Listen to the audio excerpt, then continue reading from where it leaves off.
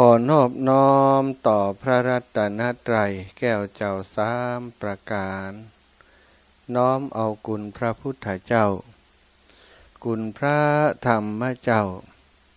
คุณพระสังฆเจ้าคุณอริยสงฆ์เจ้าจุตนจุองค์ปกเกล้าเกตาแผ่สาปกโหมพระมหาเถระตารธรรมพระเถรานุเถสาปกโหมหักษาครูบาอาจารย์จารีทุกพระมหาเถระปกโหมหักษาศรัทธาสาธุชนคนดีเท่าแก่อีพ่ออีแม่ตั้งหลายทุกท่านทุกคนที่ติดตามรับฟังรายการสารธรรมยามบ่ายตั้งสถานีวิทยุในเครือข่ายคลื่นสีขาวเพื่อชาวประชาจากวัดปากตังจังหวัดเชียงใหม่โดยเมตตาบารมีของครูบาอาจารย์ท่านพระครูอภิวัฒนวิกรมได้เมตตาเชื่อมสัญญาณลิงก์สัญญาณให้ไปต่างสถานีวิทยุในเครือข่ายที่รับสัญญาณในช่วงเวลานี้15 นาฬิกาถึง 17 นาฬิกาหลายสถานีอีพ่ออีแม่ตั้งหลายก็ขอขอบคุณทุกสถานีที่หันประโยชน์ของการเผยแผ่น้ำธรรมคำสั่งสอนขององค์ชินวรสัมมาสัมพุทธเจ้าผ่านทางพระนักจัดรายการของสถานีวันนี้อาตมาทำหน้าที่ปฏิบัติหน้าที่รับผิดชอบดำเนินรายการแต่ที่เปิ้นก็อยากจะมาออกอากาศเหมือนกันแต่บางคนก็บ่มีความพร้อมในด้านของเรื่องของเวลาเนาะอาตมาเองนั้นจริงๆแล้วก็อยากจะแบ่งปันให้กับครูบาอาจารย์เหมือนกันแต่อย่างที่บอกศรัทธาการจัดรายการธรรมะนั้นต้องมีจิตอาสาต้องมีความเสียสละต้องมีความพร้อมในเรื่องของอุปกรณ์ต่างๆหลายอย่างหลายประการที่จะออกอากาศได้เป็นต้นว่าคอมพิวเตอร์โน้ตบุ๊กเครื่องส่งเครื่องออกอากาศที่ต้องมีเนาะระบบตัวควบคุมการออกอากาศก็ต้องมีก็ต้องเสาะซื้อหามาสถานที่สำคัญก็คือต้องมีเวลากับงานที่เราต้องทำหน้าที่นี้อาตมาภาพก็ได้รับโอกาสได้รับเกียรติจากครูบาอาจารย์เมตตามอบเวลามาเวลา 15 นาฬิกาถึง 16 นาฬิกาจริงๆแล้วก็2 ชั่วโมงคือ 15 ถึง 17ที่ลำปางก็แบ่งปันกันกับครูบาอาจารย์ท่านพระครูสิริธรรมบัณฑิตได้เข้ารายการตัวเนาะสถายปล่อยแม่จะได้ฟังอย่างที่หลากหลายครูบาอาจารย์ท่านพระครูสิริธรรมบัณฑิตเป็นพระนักการศึกษาเป็นผู้บริหารการศึกษาของวิทยาลัยสงฆ์นครลำปางความรู้ก็กว้างขวางเรื่องราวต่างๆที่ท่านอาจารย์นำเสนอแต่ละครั้งก็เป็นประโยชน์แก่ศรัทธาสาธุชนที่ฟังรายการเนาะวันนี้เปิ้นก็จะต่อจากอาตมาภาพก็คือเวลา 16 ถึง 17 นาฬิกาศรัทธาญาติโยมฝากประชาสัมพันธ์งานตามรอยงานบุญตามรอยงานบุญประเพณีตามรอยศรัทธาไวยสาอริยสงฆ์เจ้าหลวงพ่อเกษมเขมโกประจำปี 2567 เนาะฟังจากสปอร์ตเนอร์อำเภอเมืองลำปางร่วมกับมูลนิธิไตรลักษณ์เขมกะภิกขุองค์กรปกครองส่วนท้องถิ่นและผู้นำท้องถิ่นจังหวัดลำปางขอเชิญพุทธศาสนิกชนทุกท่านร่วมงานประเพณีงานบุญตามรอยศรัทธาไหว้สาอริยสงฆ์เจ้าหลวงพ่อเกษมเขมโกประจำปี 2567 ครบรอบ 112 ปี ชาติการของหลวงพ่อระหว่างการยนนี้ที่สถานปฏิบัติธรรมหลวงพ่อเกษมเขมโกตำบลต้นธงชัยอำเภอเมืองจังหวัดลำปาง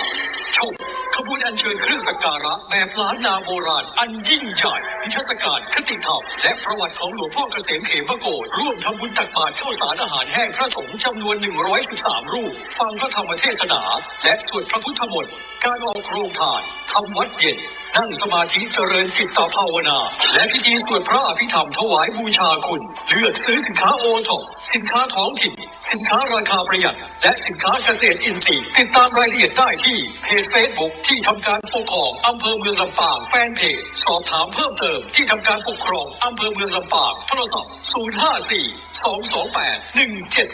054-228-179และมูลนิธิไตรลักษณ์เขมกะภิกขุโทรศัพท์081-885-6077หลวงพ่อเกษตรจังหวัดลำปางเกจิอาจารย์ชื่อดังเข้มขลังด้วยศีลปัญญาศรัทธาญาติโยมก็เป็นสปอร์ตของงานบุญนะตามรอยศรัทธาไวยสาอริยสงฆ์เจ้าหลวงพ่อเกษมเขมมโกซึ่งจะจัดขึ้นในวันที่27ถึงวันที่29เดือนธันวาเดือนนี้เนาะเดือนพฤศจิกายนที่จะถึงนี้ ศรัทธาอีปออีแม่โอ้ท่านอาจารย์เอาใส่ขึ้นแล้ว ขอบคุณนะท่านอาจารย์ใหญ่ แอบมาสปอยตลอดนะท่านอาจารย์พระครูสมุวิสุวัตวรกิจโจเวลาตามาเข้ารายการท่านอาจารย์ว่างอยู่ก็จะเข้ามาตรวจสอบเสียงก็ดีภาพก็ดีตลอดถึงตะกี้เปิดเสียงจากที่ท่านอาจารย์ส่งมาวันก่อนวันนี้เพิ่นก็เลยเอาสปอตใส่ฮื้อเนาะตีตั้งระบบการส่งของอาตมาเรียกว่าลิงก์ที่จะส่งสัญญาณออกไปเนาะสถานพบปะกันแล้วเนอะวันนี้เรามาพบปะกันในวันพฤหัสบดีที่21แล้วสถาน21พฤศจิกายน2567นะอาตมาเกยจ๋ากับศรัทธาสาธุชนนะทุกวันว่าวันเวลาล่วงไปตอนนี้เฮาเนี่ยยังกันอยู่ได้สร้างสมอบรมบุญสร้างประโยชน์เกื้อกูลแก่ตนเองแก่ผู้อื่นหรือยังศรัทธาทานอย่างนั้นแสดงว่าวันนี้เราจะต้องเริ่มต้นแล้วเพราะวันเวลาก็จะล่วงไปเฮาทั้งหลายก็จะเข้าสู่วัยชรานี้ปัญหาของวัยชราก็คือสถามันบ่อย่างเก่าอย่างเดิมบาแปลงแห้งเคยมีมันก็หดหายลงไปบาแปลงแห้งบ่มี บาบ่แปลงแห้งบ่มีจะเนี่ยยังก็ลำบากติดขัดไปเสียหมดสถาการจะมานั่งปฏิบัติธรรมก็ดีการเดินจงกรมก็ดีถ้ายังหนุ่มยังกำก็ยังพอจะสะดวกสบายอยู่แต่ว่าตอนที่เฒ่าแก่มาโดยความที่สังขารมันร่วงโรยแค่จะนั่งบันไดนี้มันก็ลำบากแล้วเนาะศรัทธาปล่อยแม่ติคนเฒ่าคนแก่ติเคยพบเคยปะเคยหู้เคยหันนี่ถ้า70-80ไปแล้วลุกกะโอยนั่งกะโอยจะมานั่งคดสวายงายองค์ตีนนั่งคัดสมาธินั่งสมาธินะปฏิบัติวิปัสสนาเท้าขวาทับเท้าซ้ายมือขวาทับมือซ้ายตั้งใจหื้อแน่วแน่หายใจเข้าออก เท่าแต่ว่าบัดได้ละเนี่ยบัดได้แล้วนั่งอย่างอันบัดได้แล้วเนาะสถานมันลำบากเดินจงกรมนะซ้ายอย่างนอขวาอย่างนออย่างนอยกนออย่างนอเหยียบนอเนี่ยนอไปนอมามันลืมไปหมดอันใดหนอก่อนอันใดหนอหลังด้วยความที่วัยชราเนาะอย่างต่างๆมันก็ลดถอยกำลังลงไปสถานฉะนั้นถ้าหากว่าเฮายังมีบาปแปลงแห่งมียังพอแก่ต่อได้60-70ก็ถือว่ายังไปได้ยังสู้ได้แต่ถ้าเลยนั่นไป80-90ก็ยังว่าแล้วสถาบ่ไหวละที่พอไหวก็คือ40-50เป็นต้นไปนี่60-70นี่ยังพอสู้ได้เดินจงกรมการนั่งสมาธิภาวนาเขาก็ยังพอสู้ได้สู้ไหวแต่ถ้าเลยจากนั้นไปแล้วสังขารมันบ่อำนวยฉะนั้นจึงได้บอกได้เตือนนะได้อูจากันเป็นการเตือนซึ่งกันและกันบ่ใช่เตือนแค่ศรัทธาก็เตือนตัวเก่าด้วยวันเวลาล่วงไปทุกเวลาทุกนาทีบัดนี้เฮาอย่างอยู่ถ้าปล่อยเวลาฆ่าเวลาไป โดยบ่เกิดประโยชน์แก่ตนตัวนะมัวลุ่มหลงมัวเมาลุ่มหลงอยู่ในความยึดมั่นถือมั่นในสิ่งต่างๆนะอันนี้ของกูอันนั่นของกูจะเป็นใหญ่เป็นโตต้องการชื่อเสียงต้องการยศถาบรรดาศักดิ์อยู่นี่แสดงว่ายังห่างไกลจากคำว่าพอดีพอเพียงแล้วก็เพื่อคำที่เป็นที่อยู่คือสันตุถีปรมังทะนังความสันโดษความสันโดษนั้นบ่ได้เกิดขึ้นเองศรัทธาญาติโยมต้องสร้างให้เกิดขึ้นปกติแล้วคนเฮาจะวุ่นวายกับชีวิตประจำวันต่างๆมากมายความวุ่นวายความบัดสงบกายนั้นมันก็นำไปสู่ความบัดสงบใจไปตัวเนี่ยอย่างใดให้ใจมันสงบก็ต้องถอนความยึดถือในสิ่งต่างๆเข้าใจธรรมชาติตามความเป็นจริง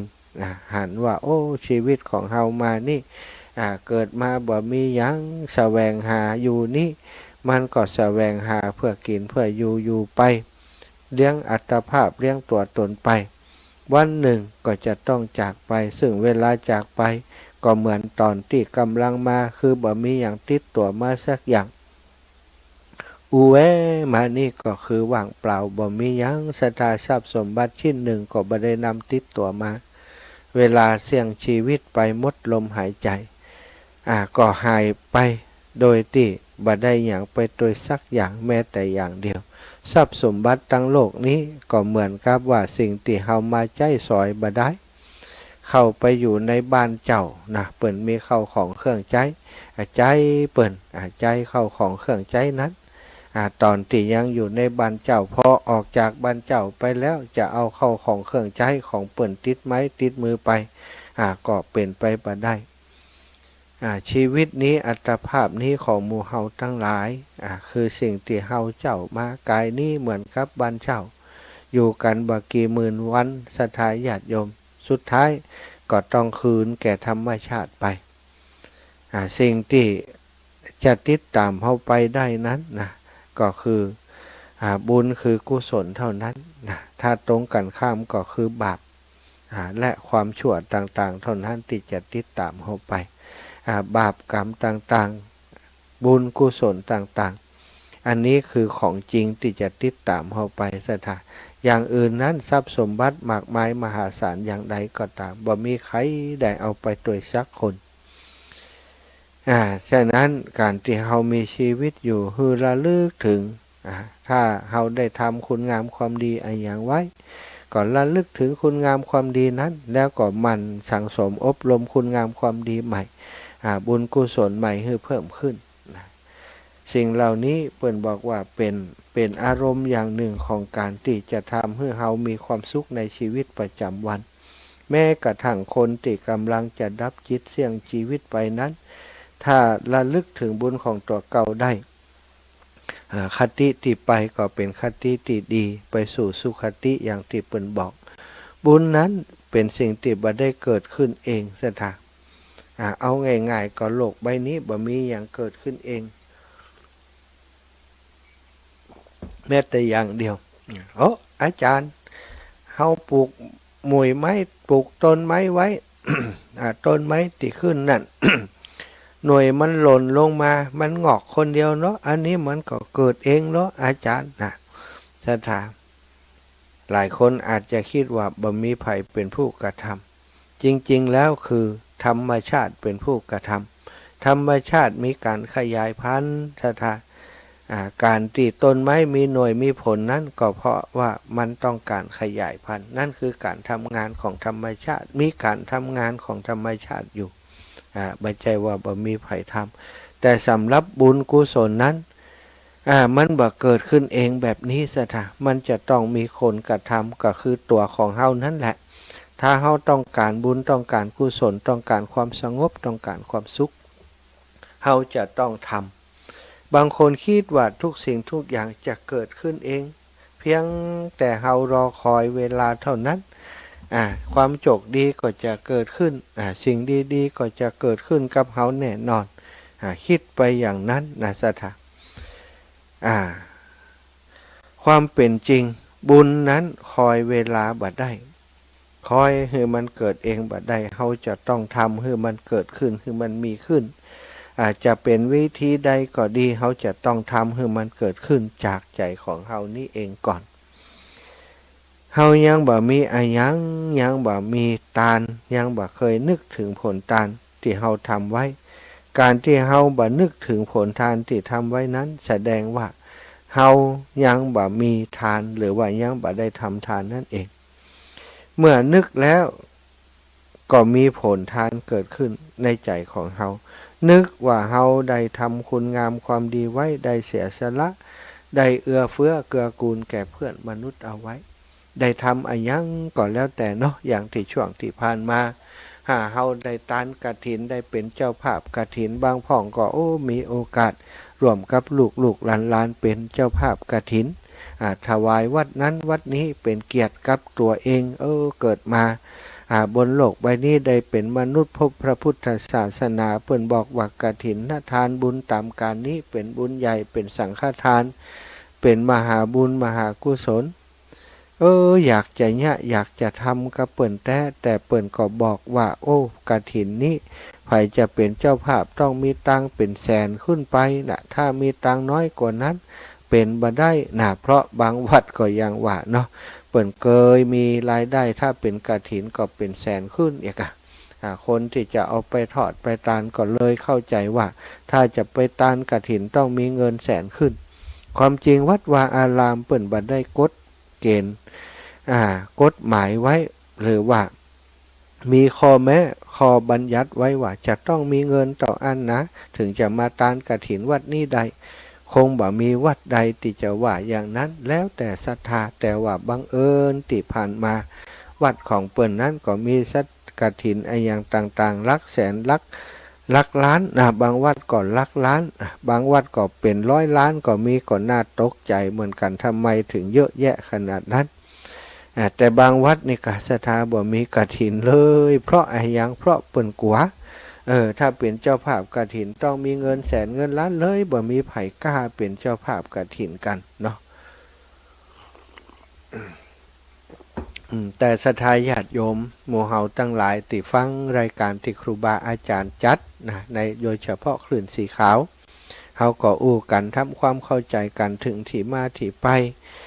ของการทำบุญกฐินทานนี้ว่าบุญกฐินนั้นกฐินเป็นเรื่องของผ้าเป็นเรื่องมีพุทธบัญญัติว่าอย่างนี้ก็เข้าใจกันหลายคนก็มีโอกาสได้เป็นเจ้าภาพทำบุญกฐินไปเนาะได้เป็นเจ้าภาพกับลูกกับหลานไปบางพ่องวันปีนอีแมกตึ้มได้สั้นอาจารย์มันมีลูกมีหลานช่วยเหลือตัวอีแม่เองมันก็บ่ไหวต้องจัดการเรื่องนู่นเรื่องนั่นเรื่องนี้ไหนจะประสานงานนู่นนั่นนี่หลายอย่างขอหอมเปิ่นเอาเถอะนะหอมเปิ่นก็ถึงได้บุญก็เนาะก็ได้บุญแน่นอนสถานได้บุญเหมือนกันอย่างนายทุกขตะเนาะที่เปิ่นเป็นคนทุกขตะหันท่านเศรษฐีผู้เป็นเจ้านายทำบุญกฐินเจ้านายก็มาจวนนะเจ้านายก็ใจดีเนาะเจ้านายที่เป็นเศรษฐีก็มาจวนลูกน้องทุกคนในบ้านว่าเฮานี่จะทำบุญกฐินเด้อหมู่สู่เขาตั้งหลายจะให้หอมอย่างก็หอมมาหอมกันได้มีต่อฮือก็หอมได้นะบ่มีก็หอมใจมาช่วยกันนี่ลูกน้องหรือว่าคนงานที่อยู่ในบ้านท่านเศรษฐีก็มีโอกาสได้ทำบุญด้วยเปิ้นทุกขตะนี่ทำงานแลกเศษอาหารไปวันแลกเข้าไปวันสถาขอให้ได้กินอิ่มนะบ่ได้ตังอย่างบ่ได้กาจ้างอย่างขอให้ตัวเองได้กินอิ่มบ่ได้เพราะปกติแล้วบ่ได้กินหยังมาอาศัยรับจ้างกินข้าวได้ได้รับจ้างก็ได้ข้าวกินเป็นมื้อเป็นวันไปพอท่านเศรษฐีมาจวนทำบุญอย่างนี้ก็หงายเก่งเลยมีอย่างไปหอมเบิ่นอีเนาะที่เฮาได้ฮู้กันนั้นนะอย่างใดมีผ้าติดเนื้อเสื้อติดตัวผ้าติดเนื้อเสื้อติดตัวมีผ้าหนุ่งอยู่ผืนหนึ่งผ้าห่มอยู่ผืนหนึ่งเก่าคิริดำคิริสถาญาติโยมหนุ่งแล้วหนุ่งแหมมันมีชุดเดียวเนี่ยอย่างดอกถ้าอาบน้ำก็เอาตากไว้ถ้ามันแห้งก็เอามาใส่ประมาณนั้นนะก็เพราะมันมีชุดเดียวเนาะสุดท้ายศรัทธาญาติโยม ก็กึดได้ว่าเฮานี่มันตุกมันจนมาพบนี้จัดนี้แสดงว่าจัดก่อนบ่ได้ทำบุญแน่นอนเปิ้นบอกว่ากรรมเก่าบุญเก่ามาตักเตือนให้ได้ระลึกถึงจัดก่อนถ้าเป็นคู่จิคีทีบ่ทำบุญกับเปิ้นกำแล้วนี่เฮานี่เลยมาเป็นคนทุกข์คนอยากอย่างอันอยากกันนั้นเลยจัดนี้ขอคือเป็นจัดสุดท้ายที่เป็นคนทุกข์เถอะบัดเดียวนี้เฮาจะเอาทรัพย์สินที่มีติดตัวเนี่ยเพียงชิ้นเดียวคือเสื้อผ้านั้นสันทะเอาไปซักไปทำความสะอาดเรียบร้อยแล้วก็เอาไปซ่อขายสันทะ ทำความสะอาดเสี่ยงเตี่ยซักเสี่ยงเตี่ยสันทะขยี้เสี่ยงเตี่ยก็ยังพอแล้วมันตึมได้เอามาหนุ่งบ่ได้นอกจากเอาเป็นผ้าเจ็ดตีนเขายังมาเอาอีกนะแต่กดเอาไปขา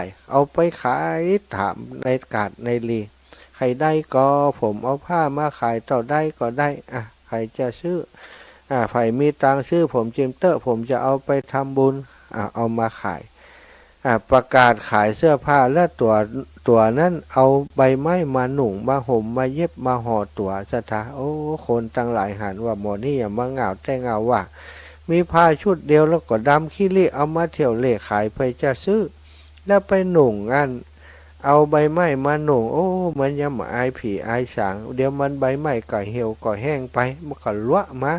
โอ้หมอนี่อย่ามาเหงาให้ใครหัวใส่กันทึดแกบอกว่า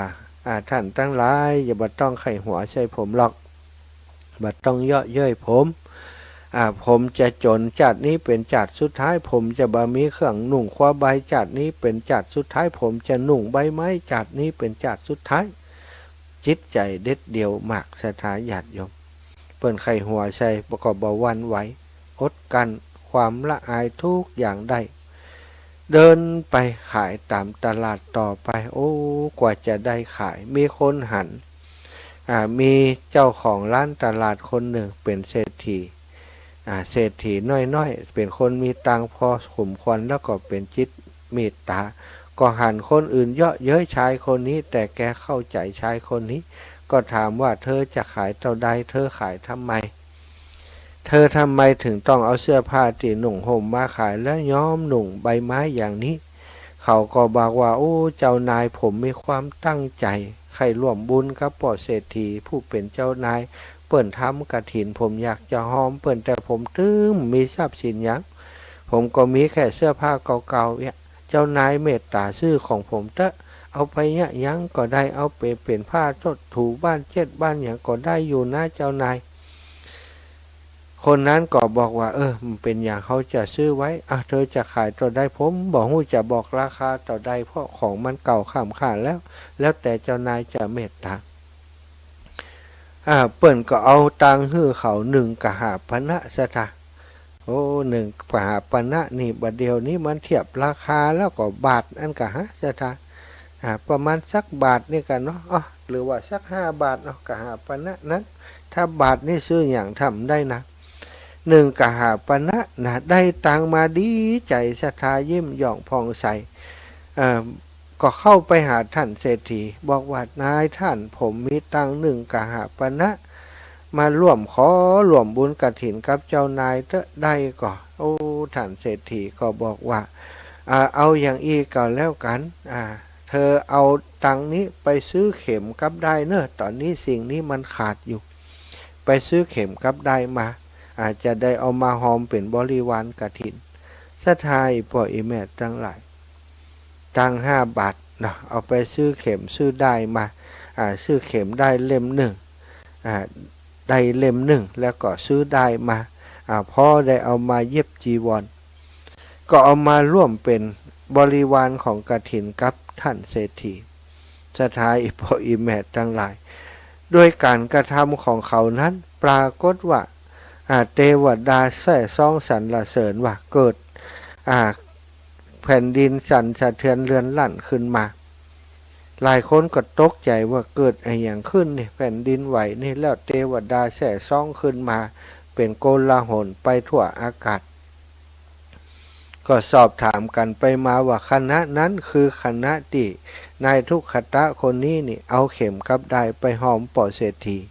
ซึ่งจะทำกฐินโอ้อีปออีแม่ตั้งหลายยังบ่ได้ตานกฐินกำเตือแค่หอมบ่ได้นะแค่ไปหอมก็เปิ่นได้นะยังเกิดเหตุการณ์อัศจรรย์ใจอย่างนี้เกิดขึ้นเรื่องเล่านี้ก็ชาวโชว์ไปในทางที่ดีสรรเสริญนายคนนี้ว่าโอ้เขาเป็นคนทุกคนจนยังอุตส่าห์เอาเสื้อผ้านี้ไปขายเพื่อจะไปแลกกับ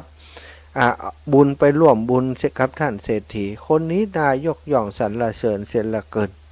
สุดยอดเลยว่ากำสรรเสริญใจผู้นี้ก็ได้ดังกึกก้องไปจนถึงพระราชวังของพระราชา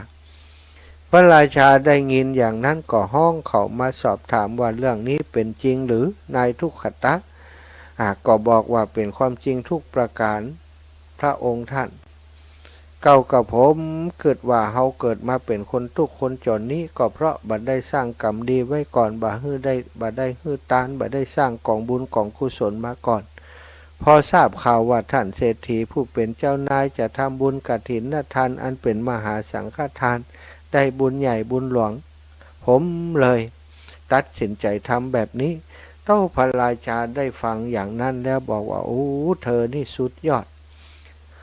เธอได้มอบทั้งชีวิตนะความละอายตัดความละอายอย่างออกไปหมดยอมที่จะบ่มีเสื้อผ้านุ่ง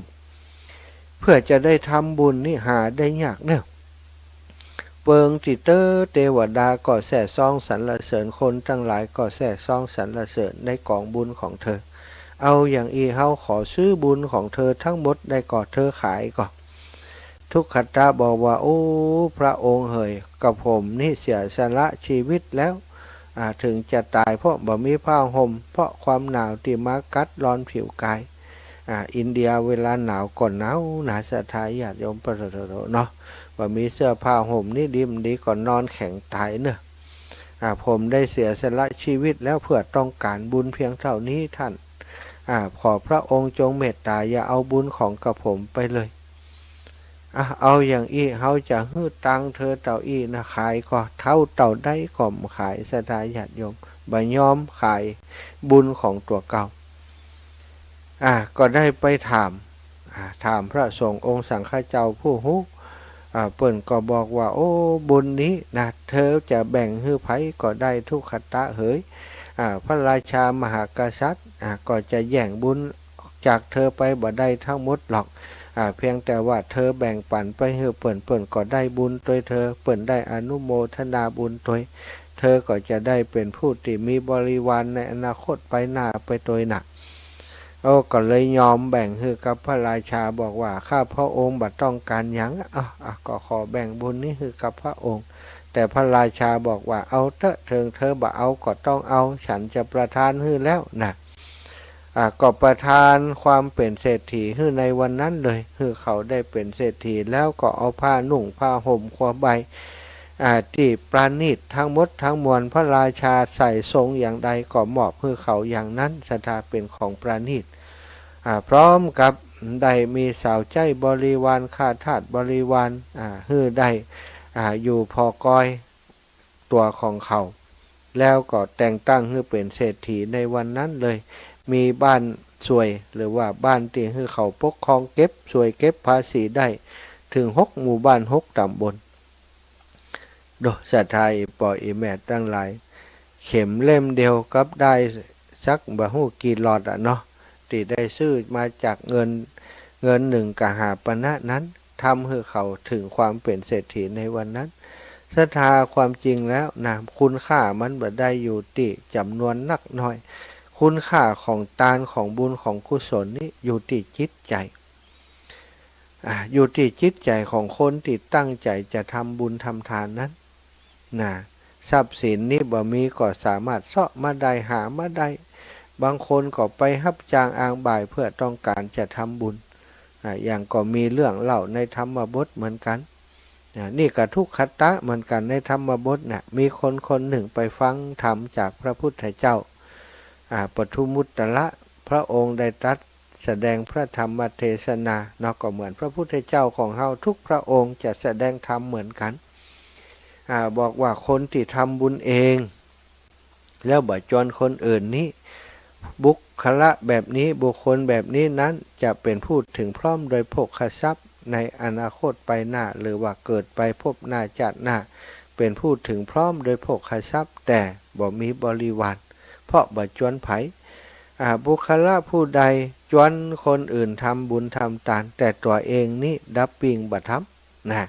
คนบุคละผู้นี้นี่เกิดมาเป็นคนสัดสนอยากจนแต่ว่ามีบริวารมีคนหักหุมนัก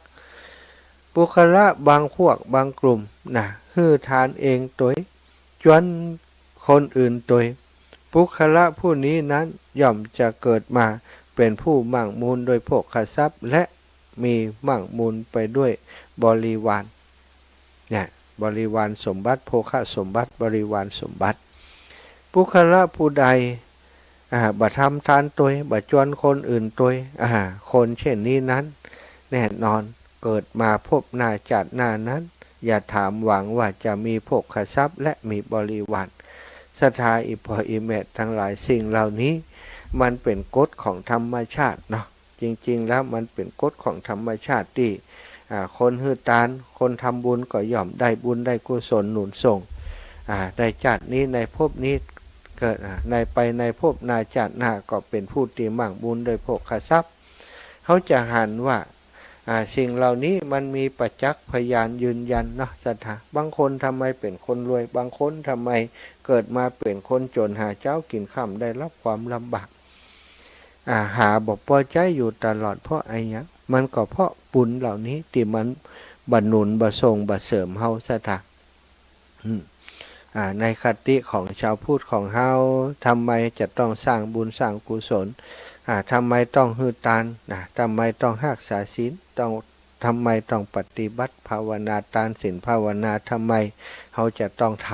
ำก็เพราะว่าทำสิ่งเหล่านี้มันเกิดกุลเกิดประโยชน์แก่ตนตัวเฮาโดยเฉพาะเรื่องทานความเอื้อเฟื้อเผื่อแผ่เจือจานแก่คนอื่นนั้นศรัทธาเฮาอยู่ในสังคมที่มันบ่มีความเท่าเทียมกันบางคนก็ทุกข์บางคนก็จนบางคนก็ลำบากตึงคนตึงสัตว์นะอีป่ออีแม่ตั้งหลายมาพอเตอะสัตว์บางตัวนี่ปะโตเนาะสุมาเตอะอูเรื่องมาบางตัวนี่โอ้เจ้านายเปิ้นเป็นคนหักหมาแล้วเปิ้นเป็นคนรวยเปิ้นเลี้ยงอย่างคุณผู้ชายน่ะอาบน้ำอาบถ่าทาแป้งใส่เสื้อใส่ผ้าโอ้อยู่หรูหราหนังรถก่อนหนังรถราคาแพงราคาลักเป็นหลายล้านนะสัตว์นะมีการทำอะไรอย่างมดลงเข้าลงหล่ำลงเรียนเฮียนหู้อย่างต่างๆนี่อันนี้ขนาดเป็นสัตว์อันนั้นเพราะไอ้อย่างศรัทธาจัดก่อนเขาอาจจะเป็นคนที่เป็นคนดีคนสร้างบุญสร้างกุศล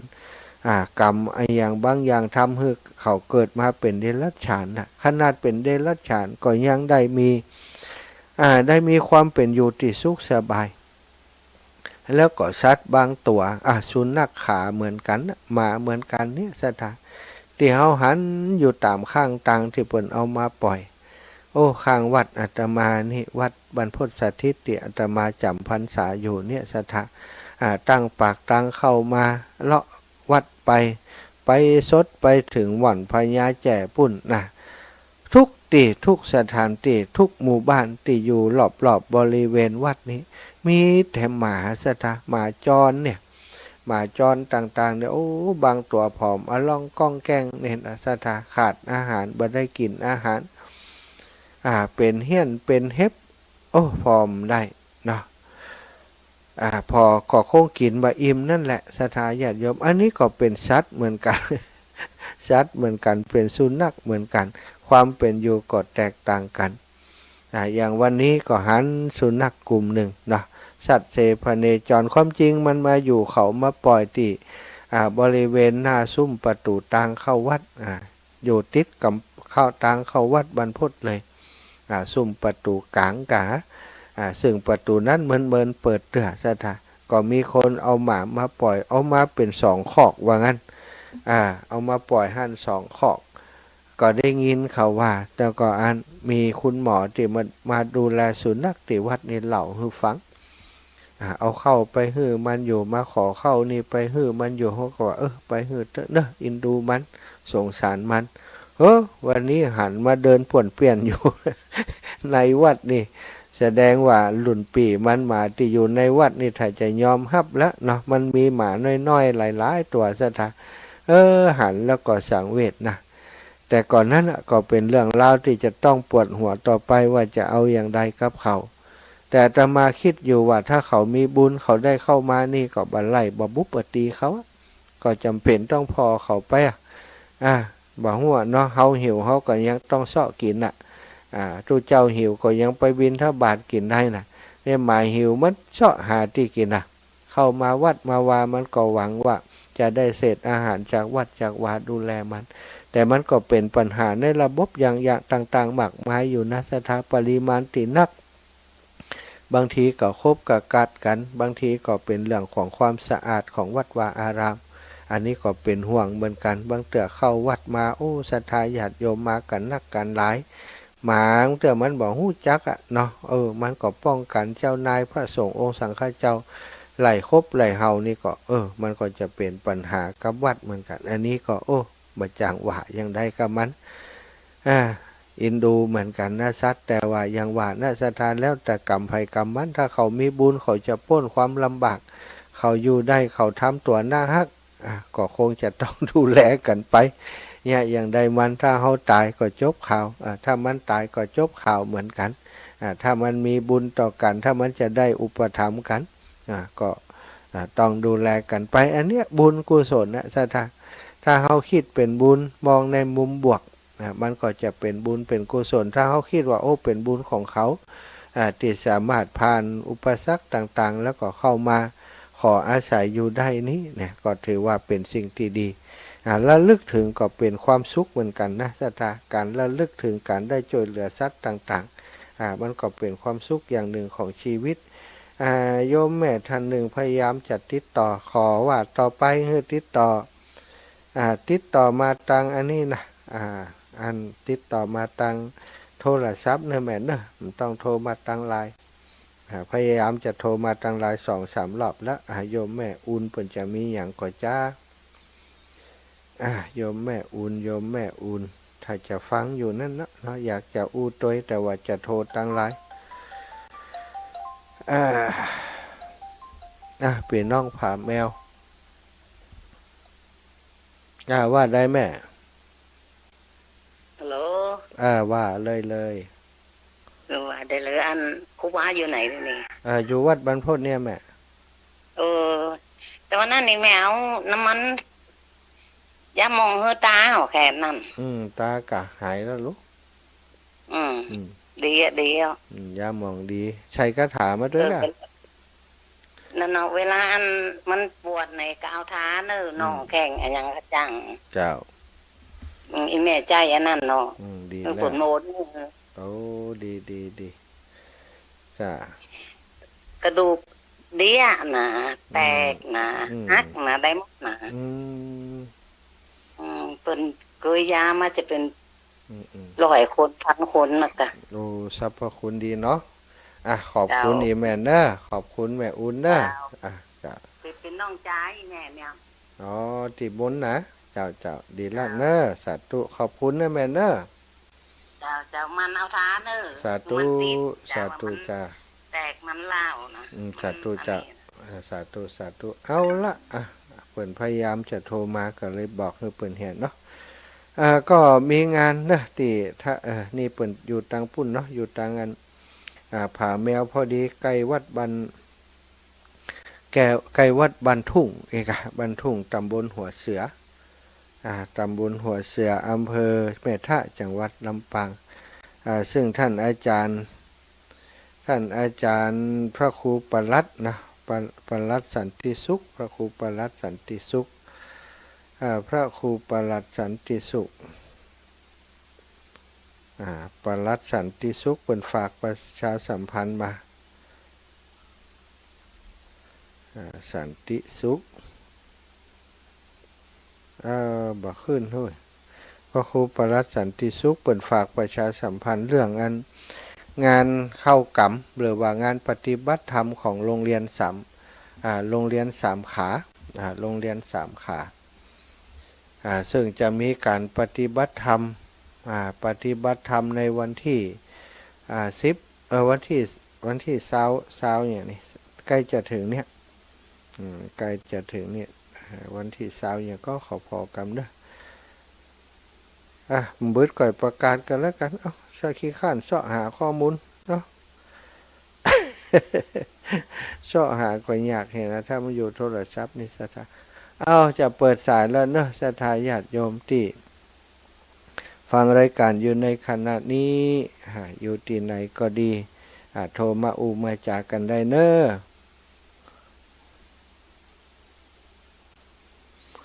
โทรมามาจากันได้เจริญพรแม่เจ้าลูกเขาอันแต่ว่าแม่โอนตังไปแล้วลูกเจ้ากล้ามเนี้ยกล้ามเนี้ยแม่โอนไปแต่ว่าแม่4 โมงกันถ้าตั้งกล้ามเนี้ยการที่ไก่ใบเขียวหอมบ้านไหนบ้านไม่ไหล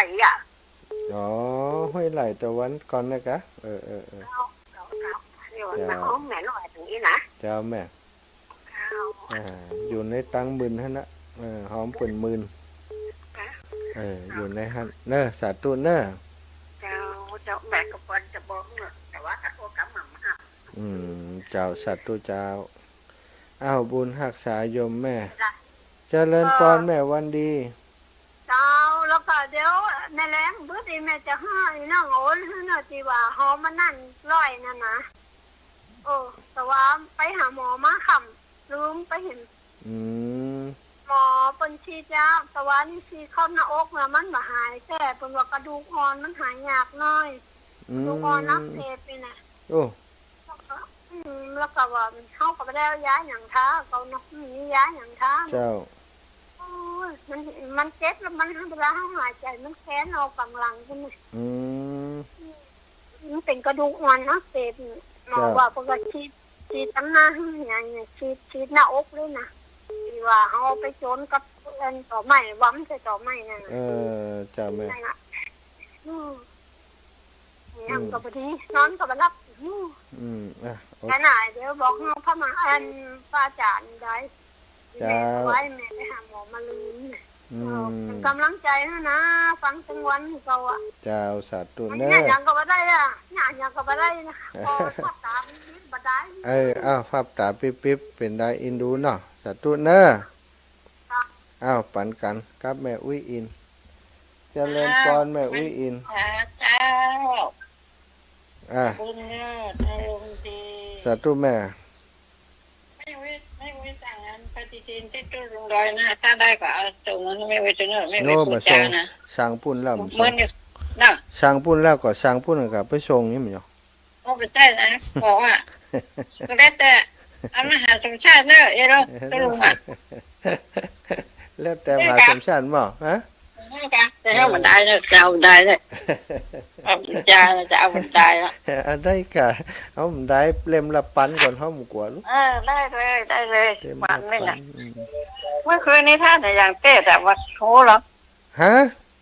เต้แต่อย่างเต้อันอย่างก็จะคืนกะวันที่นู่นน่ะจะคืนที่ไหนมันพูดก็อาจารย์พระครูศิริธรรมบัณฑิตกลาง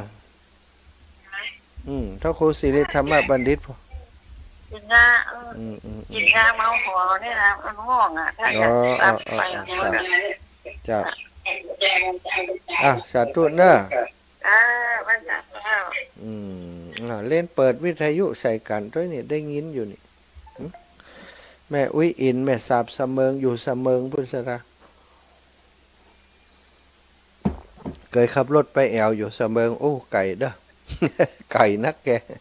แต่จะไปอยู่เจริญปอนแม่อุ้ยแม่จันศรีสุขาเจ้าทุยังได้ฟังอยู่แต่เจ้าอินเนี่ยได้ยินท่านนั่นว่าตุลุงมาเดินทุดงตั้งฝั่งไปมันได้ฮะก็เจ้าท่านนั่นอีแม่ร่างเปิดเอาเทปเก่าใส่กะฮะโอ้ยแม่ก็ต้องแม่นวิทยุมันแต่มันเทปเก่าของอันตุลุงเนี่ยโห มอง ถ้าเขาจะไปเดินตะเมินน่ะกะแล้วก็เทพเก่าเปิ้นน่ะ พวกมหาสมชาติขึ้นไปตั้งฝั่งพวกกายบะเดินทุดงนี่บะ น่าสงสัยอะเนาะย้ำได้เดินใจแม่งานเขามีอยู่มันติดงานอยู่2-3 งานอยู่ถ้ามันมีงานกับแปะสัตว์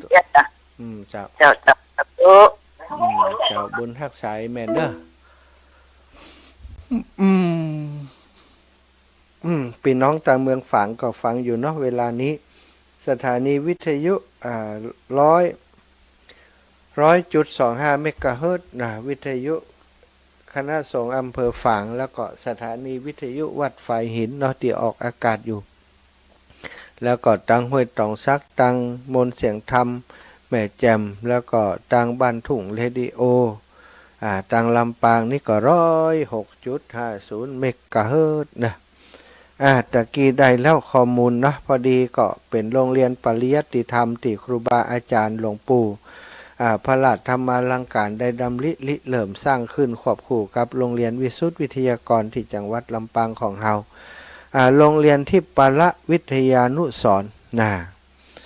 เปิดมีโครงการปฏิบัติธรรมประจำปีการศึกษา 2567 ในระหว่างวันที่21ถึง25 พฤศจิกายน 2567 สถาน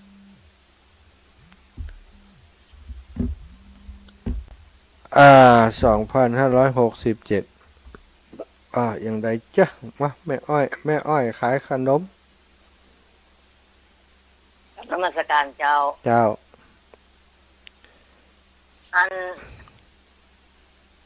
ท่านอยู่ไหนมันพุทธสถิตนี่กะเจ้าเดี๋ยวถ้าหารถได้จะไปทำบุญวันเกิดเกิดได้ เกิดวันผูกล่ะเดี๋ยวนี้ผมเกิดแต่เนาะเกิดอย่า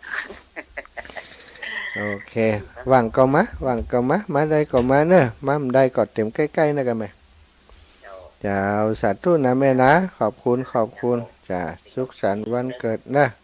สุขสันต์วันเกิดแม่อ้อยอายุมันขวัญยืนเด้อโรงเรียนที่ปละนุสรณ์จัดโครงการปฏิบัติธรรมวันที่21ถึง25เดือนพฤศจิกายน 2567 ที่จะถึงนี้สถานที่จัดกิจกรรมที่วัดบ้านทุ่งตำบลหัวเสืออำเภอแม่ทะจังหวัดลำปางซึ่งในโอกาสนี้นะเปิ่นก็เรียนเชิญเจริญพรศรัทธาญาติโยมผู้ใจบุญทั้งหลายร่วมบุญภัตตาหารเพลน้ำปนะแก่พระภิกษุสามเณรที่เข้ากรรมหรือว่าปฏิบัติธรรม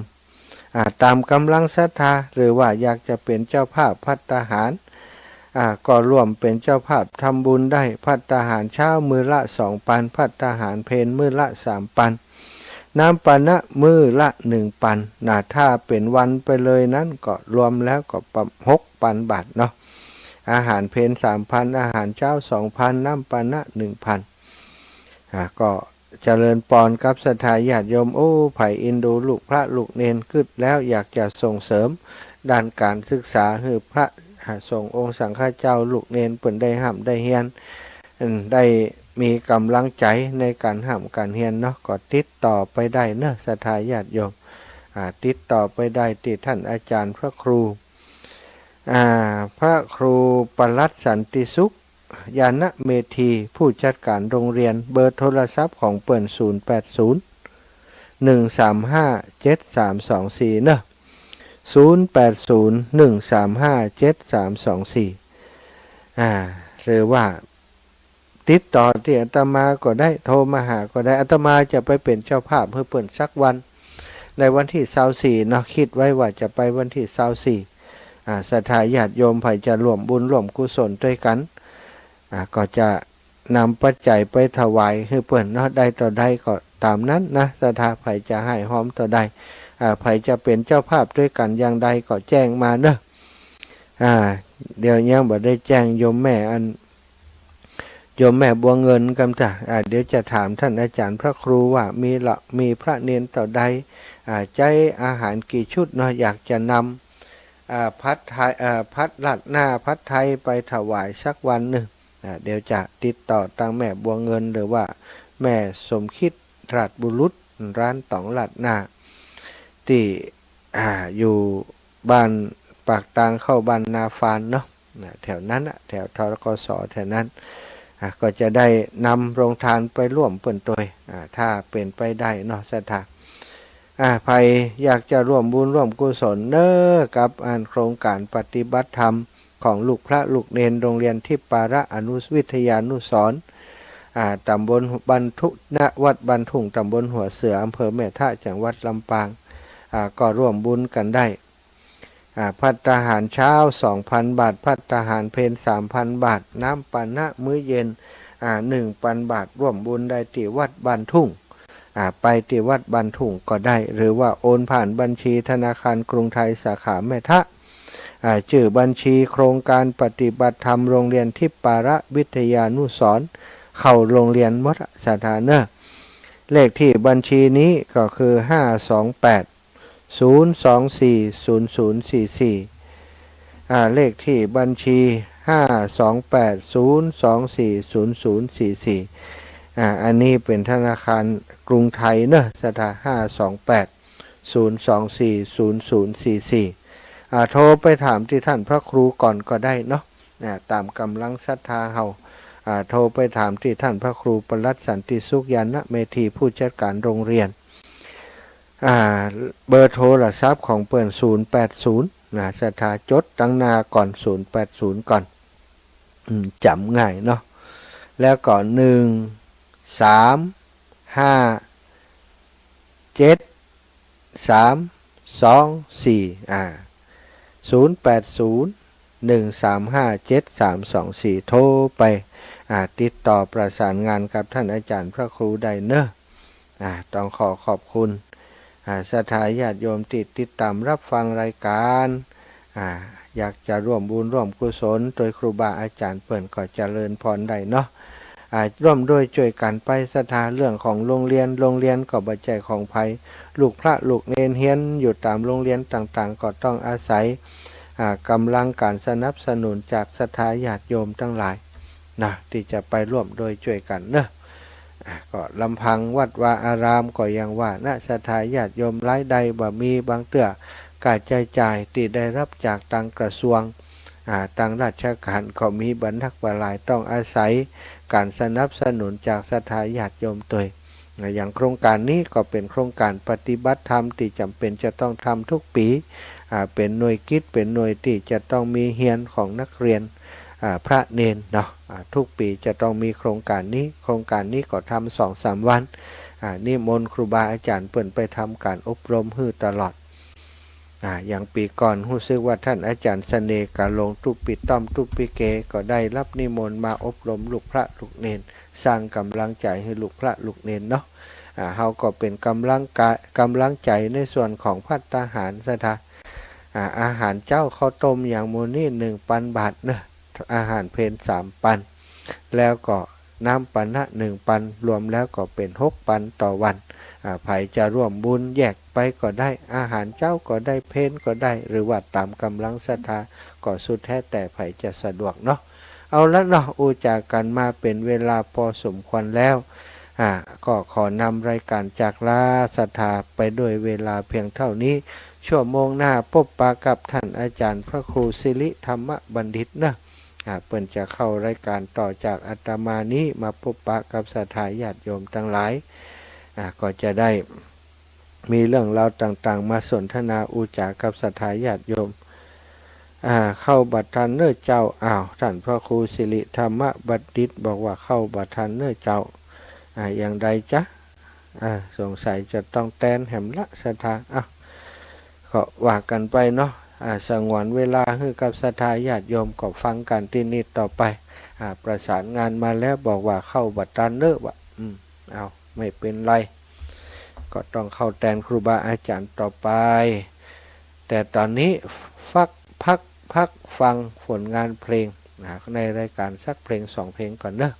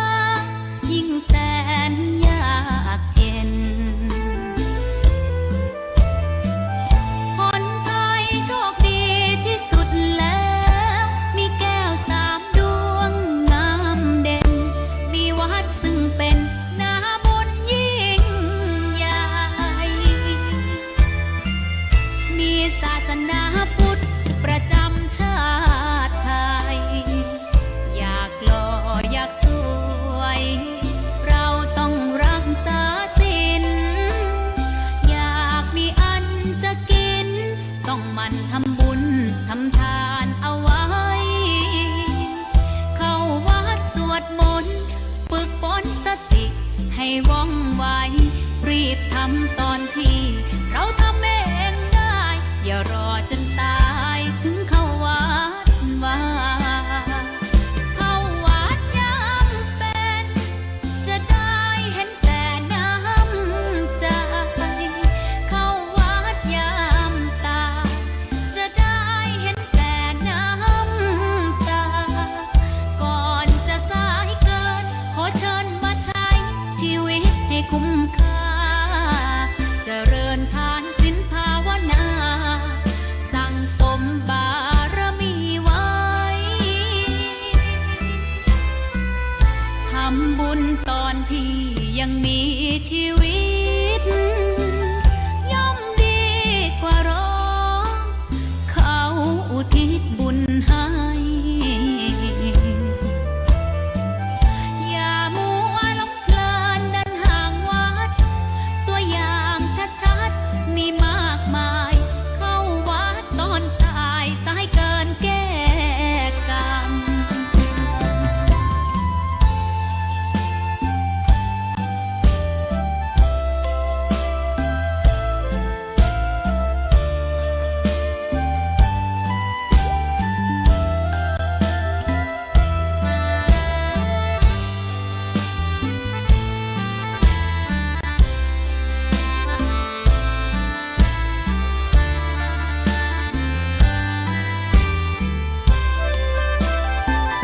เข้าวัดยามเป็น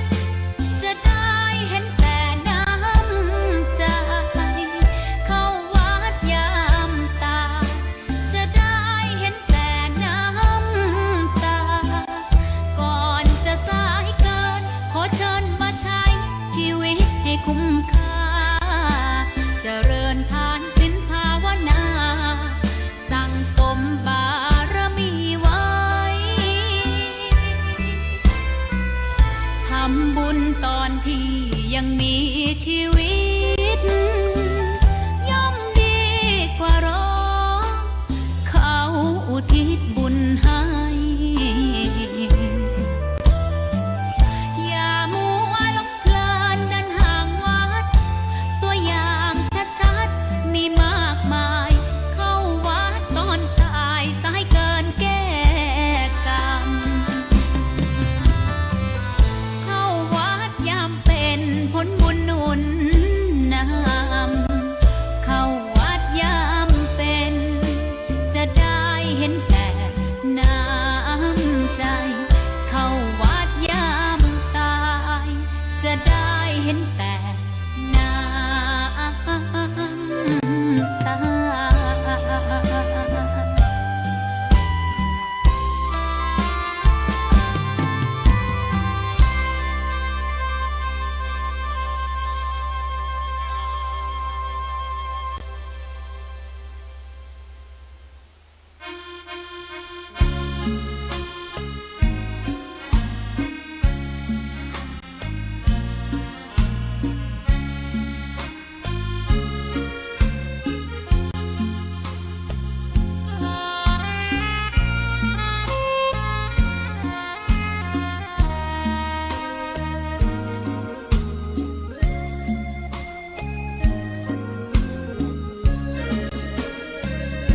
พลิ้วเพลงธรรมถูกถ้อยคำเข้าถึงจิตใจ ฟังรายการวิทยุเสียงใสส่งถึงใจไปสู่ปลายนาสารธรรมน้อมนำมองพระศาสดาบอกผู้คนทั่วลาหันมาเข้าวัดฟังธรรมคลื่นเสียงนี้เป็นคลื่นธรรมะจากใจส่งถึงบ้านไกลบ้านไกลฟังได้สุขใจล้ำยามดึกดื่นค่ำคืนมีงานต้องทำเป็นคลื่นสารธรรมเน้นย้ำธรรมะเพื่อนใจเสียงคลื่นธรรมบอกหลักธรรมให้คลายความเหงาฟังเสียงธรรมะเบา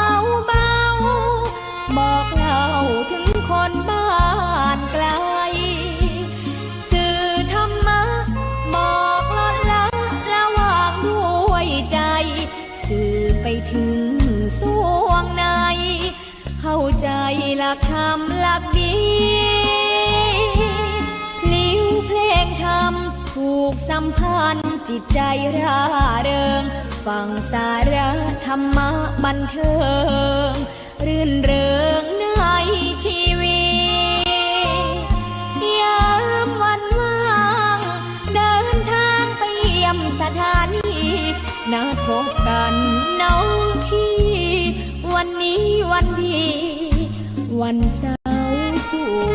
วดมนต์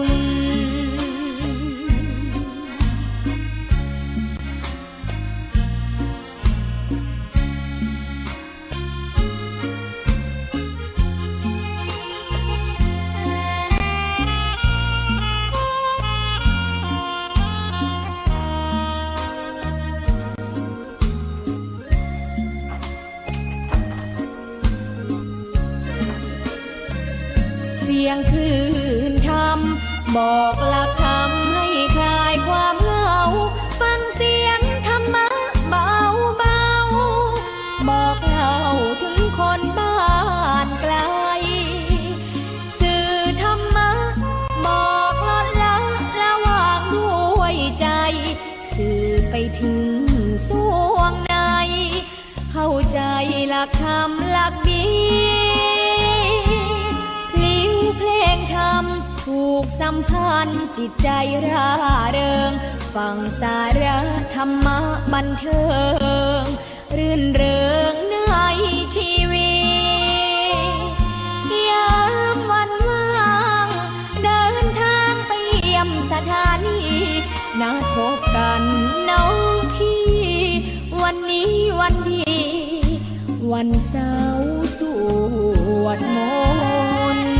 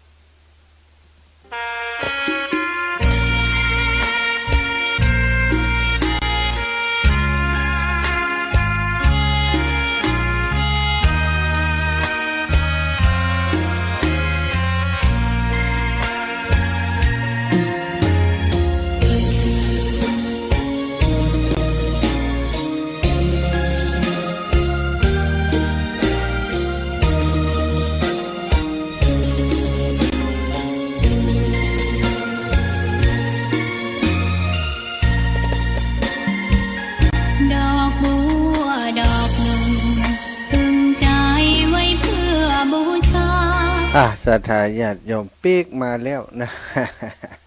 ไปทำธุระประปังหน่อยนึงนะก็ปีกมาพบปะกันใหม่ได้ติดต่อประสานไปยังครูบาอาจารย์ท่านพระครูสิริธรรมบัณฑิต เจ้าของรายการนะในช่วง 16 ถึง 17 นาฬิกาท่านอาจารย์ได้แจ้งมาว่าบ่อตันขณะนี้กำลังเดินทางไปยังจังหวัดพระนครศรีอยุธยาศรัทธาญาติโยมมาสามารถจะเข้ารายการได้เนอะก็เป็นอย่างเนาะแต่ครูบาอาจารย์ก็ต่อเนื่องสืบเนื่องจากติอูจากกันไปเมื่อสักครู่ก็แล้วกันเมื่อชั่วโมงก่อนเนาะอาตมาภาพก็ได้อูจากับศรัทธาอีปอยอีแม่ไปเกี่ยวกับเรื่องของการทำคุณงามความดีการสร้างสมบุญญาปารมีบุญกุศลทานปารมีศีลปารมีภาวนาปารมีต่างๆการสร้างบุญสร้างกุศลนั้นบ่ได้เกิดขึ้นเองเราจะต้องทำเองทำให้มันเกิดขึ้นเราจะมาคอยเวลารอเวลาคือมันเกิดขึ้นเองเป็นไปบ่ได้สตาหันอายังที่เป็นประโยชน์แก่ตนและผู้อื่นก็หีบสร้างหีบทำอันการทำบุญทำกุศลนั้นมีหลายอย่างหลายประการเนาะช่วงที่ผ่านมาก็เป็นเรื่องของกฐินเขาก็ได้ช่วยกันเต็มกำลังอาตมาคิดว่าศรัทธาสาธุชนทุกคนทุกท่านที่ฟังรายการนี้นะทุกคนบ่มีภัยที่บ่มีโอกาสได้หอมปัจจัยในกฐินที่ผ่านมาเพราะฉะนั้นสิ่งเหล่านี้เป็นบุญเป็นกุศลที่เฮาตามระลึกถึงแล้วมันก็มีความสุขการระลึกถึงผลทานการระลึกถึงการทำงามคุณงามความดีนั้น ทำให้เฮาสบายใจเมื่อทำแล้วจะนึกมาได้ก็นึกถึงได้ทุกเวลาอย่างที่อาตมาก็ดีศรัทธาญาติโยมที่เฮาทำบุญมาถ้าเฮาบ่ได้ไปทำเนาะอย่างอาตมานี่ไปเป็นเจ้าภาพกฐินหลายวัดอยู่เวลานึกถึงบุญของตัวเก่าที่ไปทำกฐินวัดนั้นวัดนี้ก็ได้หันความสิ่งที่ได้ทำไปหันศรัทธาญาติโยมที่ไปร่วมงานหันโยมแม่ที่ไปร่วมเป็นเจ้าภาพโดยมีความยิ้มแย้มแจ่มใสมีความสุขนะเขาก็ดีใจละว่าโอ้ได้เป็นลูกเป็นเต้าได้เป็นพระสงฆ์องค์สังฆเจ้าในพุทธศาสนาทำให้แม่ได้เกาะผ้าเหลืองได้ทำบุญได้สร้างบุญใหญ่ได้ทำบุญใหญ่หลายอย่างหลายประการก็ดีใจว่าเขาเป็นลูกที่ถึงแม้จะบ่ได้สร้างสิ่งที่เป็นเกียรติยศอย่างคือกับแม่บ่ได้เป็นคนร่ำคนรวยบ่ได้เป็นเศรษฐีมหาเศรษฐีบ่ได้สร้างอย่างไว้ให้แม่นักหนาแต่ก็ได้มาเป็นพระสงฆ์องค์สังฆเจ้าทำให้แม่มีโอกาสได้ร่วมบุญทำบุญตัวยมาเป็นเจ้าภาพกฐินตัวยไปทำบุญที่ไหนก็มีชื่อแม่ใส่ไปตัวยซะตาบางครั้งชื่อตัวเก่ามีแต่ชื่อแม่ทำให้แม่ได้มีความสุขใจเป็นชื่อภัยก็ตามศรัทธาแต่เราเป็นผู้ทำเพื่อจะให้เป็นเกียรติเป็นสิ่งที่เราเกิดมาจากแม่เนาะทุกคนนะศรัทธาเราเกิดมาจากเปิ่นสร้างเรามาวันนี้บุญกุศลต่างๆที่เราทำถ้าเราทำเพื่อเปิ่นเราสร้างให้เปิ่นผลมันก็ตกอยู่ที่เราอยู่ดีเพราะเราเป็นคนสร้างเป็นคนทำให้มันเกิดขึ้นนึกถึงสิ่งเหล่านี้ก็มีความสุขคนเฮาบอกว่าถ้าเฮาทำทานทำบุญสร้างบุญสร้างกุศลสร้างคุณงามความดีนี่เฮาจะกินจะเดินจะนั่งจะนอนนึกได้เพราะสิ่งเหล่านี้มันอยู่ในจิตใจของเฮานี่เองแต่ถ้าหากเฮาบ่ได้ทำเฮาจะนึกจังใดมันก็บ่เกิดขึ้นศรัทธาศรัทธาบ่เคยไปแอวเชียงใหม่กำเตื้อนะหรือว่าตั้งเชียงใหม่บ่เคยมาหันลำปางกำเตื้อบ่เคยไปหันจังหวัดโน่นจังหวัดนี่กำเตื้อนึกอย่างใดมันก็นึกบ่ออกว่าจังหวัดนั่นมันอย่างใดเปิ้นว่าอันนั้นงามอันนี้งามดอยสุเทพงามแต่เฮาบ่เคยหันกำเตื้อเฮาบ่เคยไปกำเตื้อนึกอย่างใดมันก็นึกบ่ออกนึกบ่ถึงเปรียบเทียบอย่างใดมันก็บ่ใช่แต่ถ้าเฮาเคยไปเห็นแล้วก็เหมือนกับเฮาเคยทำบุญเนี่ยเขาเคยไปแอวพระธาตุดอยสุเทพมาแล้วนี่โอ้มันอยู่บนดอยจกปอกปุ่นงามพระธาตุเหลืองอารามทองทั้งองค์นะแล้วก็มีเสนาสนะรอบๆบริเวณสะอาดสะอ้านมีสถานที่พักผ่อนหย่อนใจที่สุขสบายอากาศเย็นพัดมาโชยๆอ่อนๆขึ้นไปอยู่ตังบนปุ้นพอมาตังลุ่มตั้งตัวเมืองเชียงใหม่โอ้เมฆร้อยหันบ้านช่องห้องหอบ้านเรือนของคนเชียงใหม่หันสนามบินหันตรงโน้นตรงนี้ทิวทัศน์มองในมุมกว้าง360องศาหันแล้วมันชื่นใจหันแล้วมันโอ้สบายตาสบายใจมานึกถึงเวลามาบ้านแล้วหนังก็ได้นอนก็ได้เดินก็ได้กินก็ได้เวลานึกถึงพระธาตุดอยสุเทพก็นึกออกเลยตรงนั้นตรงนี้ตรงไหนงามภาพตัวเมืองเชียงใหม่ปรากฏขึ้นมาในกองหัวใจกองตาของเฮาซะ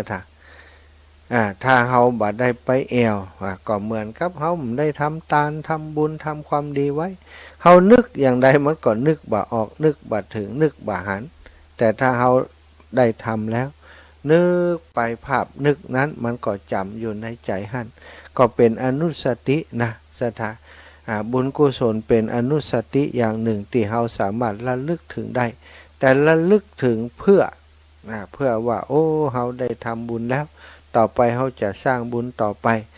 ทำบุญแล้วมีจิตใจที่เบาสบายมันสามารถยกขึ้นสู่การปฏิบัติที่สูงขึ้นไปในเรื่องของสมาธิในเรื่องของการภาวนาได้ง่ายตรงกันข้ามกับถ้าเฮาบ่มีบุญเฮาบ่สร้างบุญสร้างกุศลไว้ศรัทธาจิตใจมีแต่เล่าร้อนลนกับสิ่งต่างๆที่มากระทบจิตกระทบใจ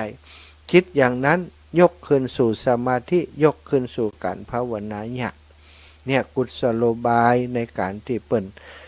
ต้องการให้เราทำบุญก็เพราะว่าบุญน่ะเป็นความสุขเป็นความสงบเย็นเป็นความเยือกเย็นคนทำบุญนึกถึงบุญของตัวเก่า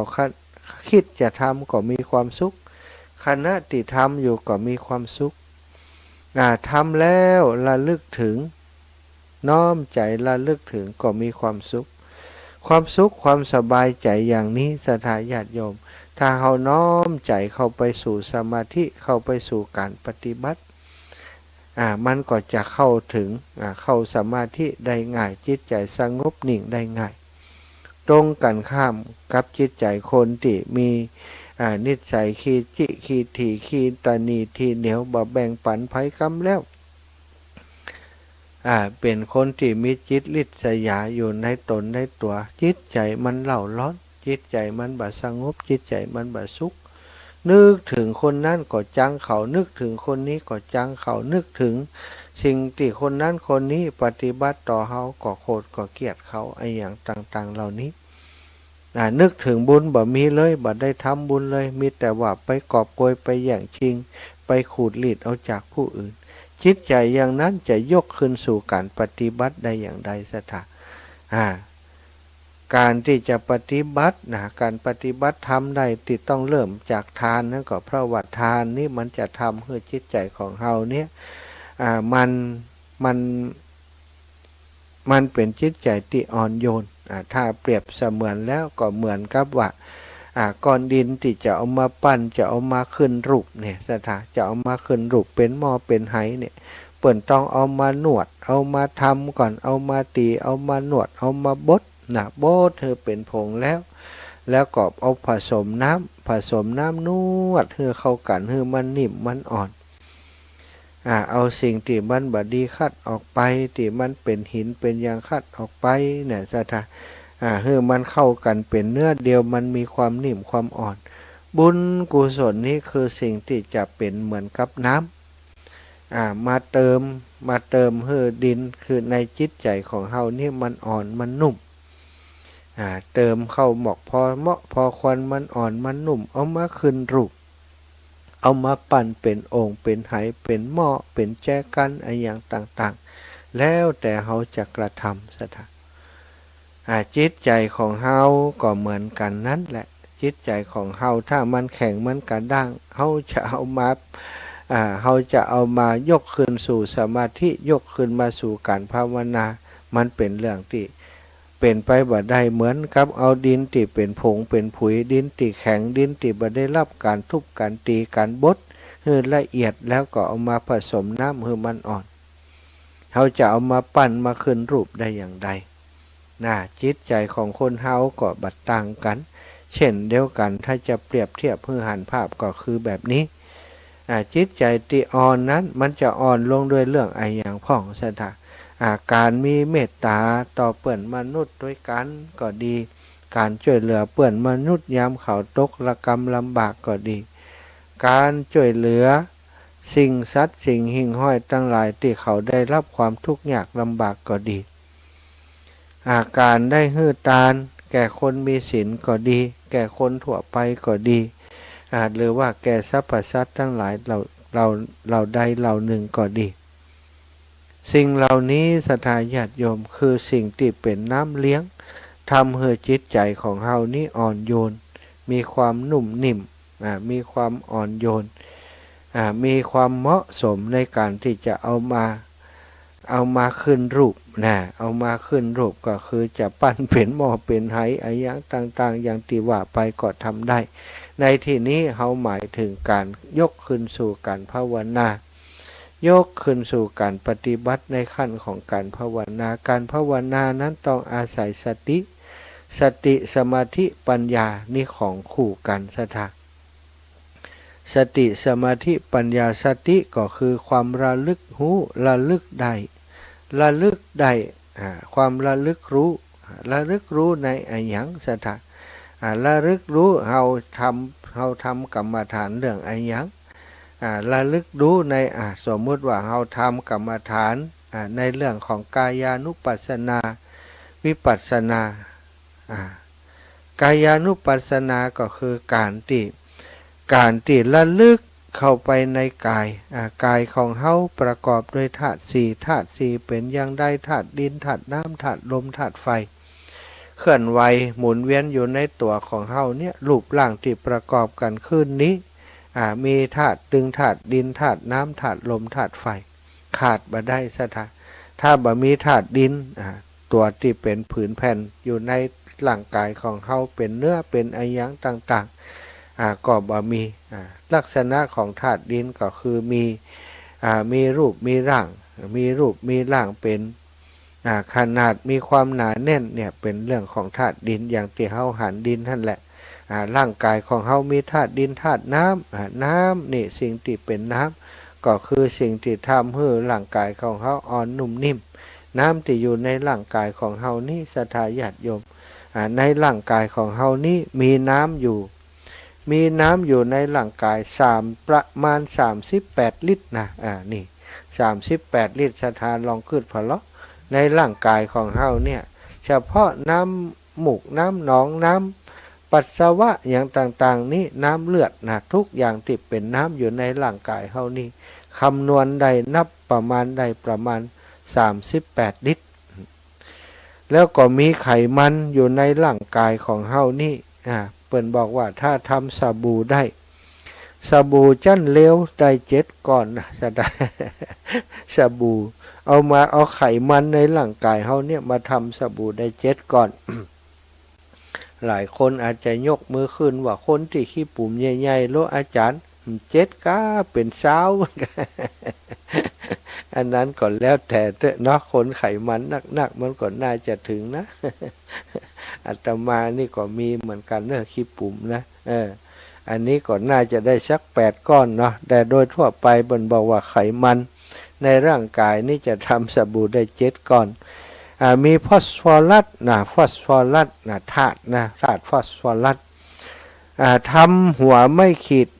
กล่องใหญ่ได้1กล่องเนี่ยฟอสฟอรัสธาตุที่อยู่ในร่างกายเฮานี่แล้วก็มีธาตุเล็กที่อยู่ในร่างกายนี่นะดินน้ำลมไฟนี่มีธาตุเล็กตัวนะธาตุเล็กในร่างกายของเฮานี้ทำตะปู3นิ้วเล็ก3นี่นะ วันเฮาว่าเล็ก3นี่เนาะตะปู3นิ้วนี่ได้1ตัววะร่างกายทั้งหมดเนี่ยถ้าจะเอามาขายนี่จะได้ราคาประมาณ66 บาทนะ เขาเป็นธาตุอย่างเอามาขายนะเอามาสกัดอย่างเรียบร้อยนะได้66 บาท15 สตางค์ใครจะขายลองพอเนื้อเส้นทางเนาะอันนี้คือร่างกายของเฮาพิจารณาเข้าไปในกายกายของเฮานี้มีการตั้งขึ้นตั้งอยู่ดับไปประกอบโดยธาตุ4อินทรีย์6แปด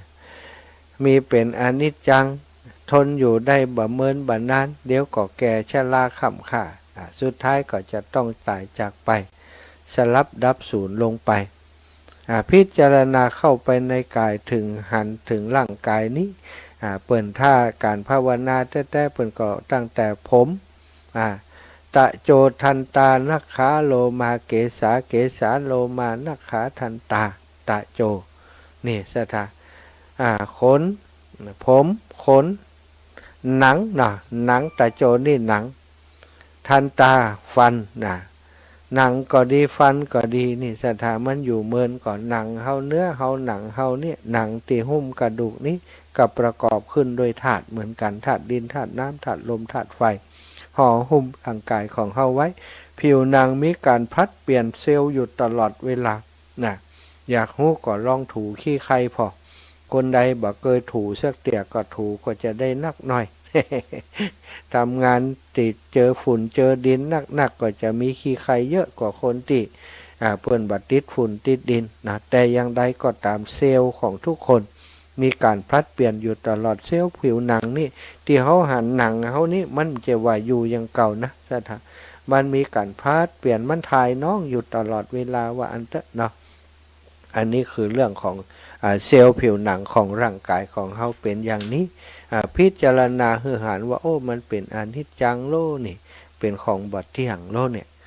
ได้หานภาวะต่าง ตัดผมโอ้นี่ผมตายไปแล้วเรานี่ตัดออกจากร่างกายไปกลายเป็นดินแล้วสถากลายไปเป็นดินเป็นปุ๋ยไปตัดผมตัดเล็บฟันรุดฟันหลวงไปโอ้ตายไปแล้วเหรอฟันตัวมันตายแต่ฟันตายไปก่อนแล้วฟันละไปเหงือกจ๋าฟันลาก่อนเนี่ยฟันก่อนลาไปก่อนฟันหนังเนื้อเอ็นเนื้อของคนเฮาเป็นเซลล์อยู่ในผิวหนังของเฮาที่มันมีหนังหุ้มอยู่นี้เนื้อเป็นกล้ามเป็นมัดเป็นอะไรอย่างต่างๆเนื้อในแข้งในขาในแขนอย่างต่างๆเป็นกล้ามเนื้อต่างๆนี่ประกอบด้วยธาตุเหมือนกันซะท่ามีการเคลื่อนไหวมีการเปลี่ยนแปลงเซลล์อยู่ตลอดเวลาพลัดเปลี่ยนเซลล์อยู่ถ่ายรูปถ่ายตัวอยู่ตลอดเวลาบ่ได้นิ่งอยู่อย่างเก่าบ่จะว่าเนื้อก่อนที่มันเกิดตอนน้อยๆนั้นก็ยังอยู่ที่นี่นะความจริงมันตายไปแล้วมันเปลี่ยนไปแล้วมันไหลเวียนกันอยู่มันพัดเวียนเปลี่ยนกันไปอยู่อย่างนี้เปิ้นบอกว่า7 ปีหนึ่งเนี่ย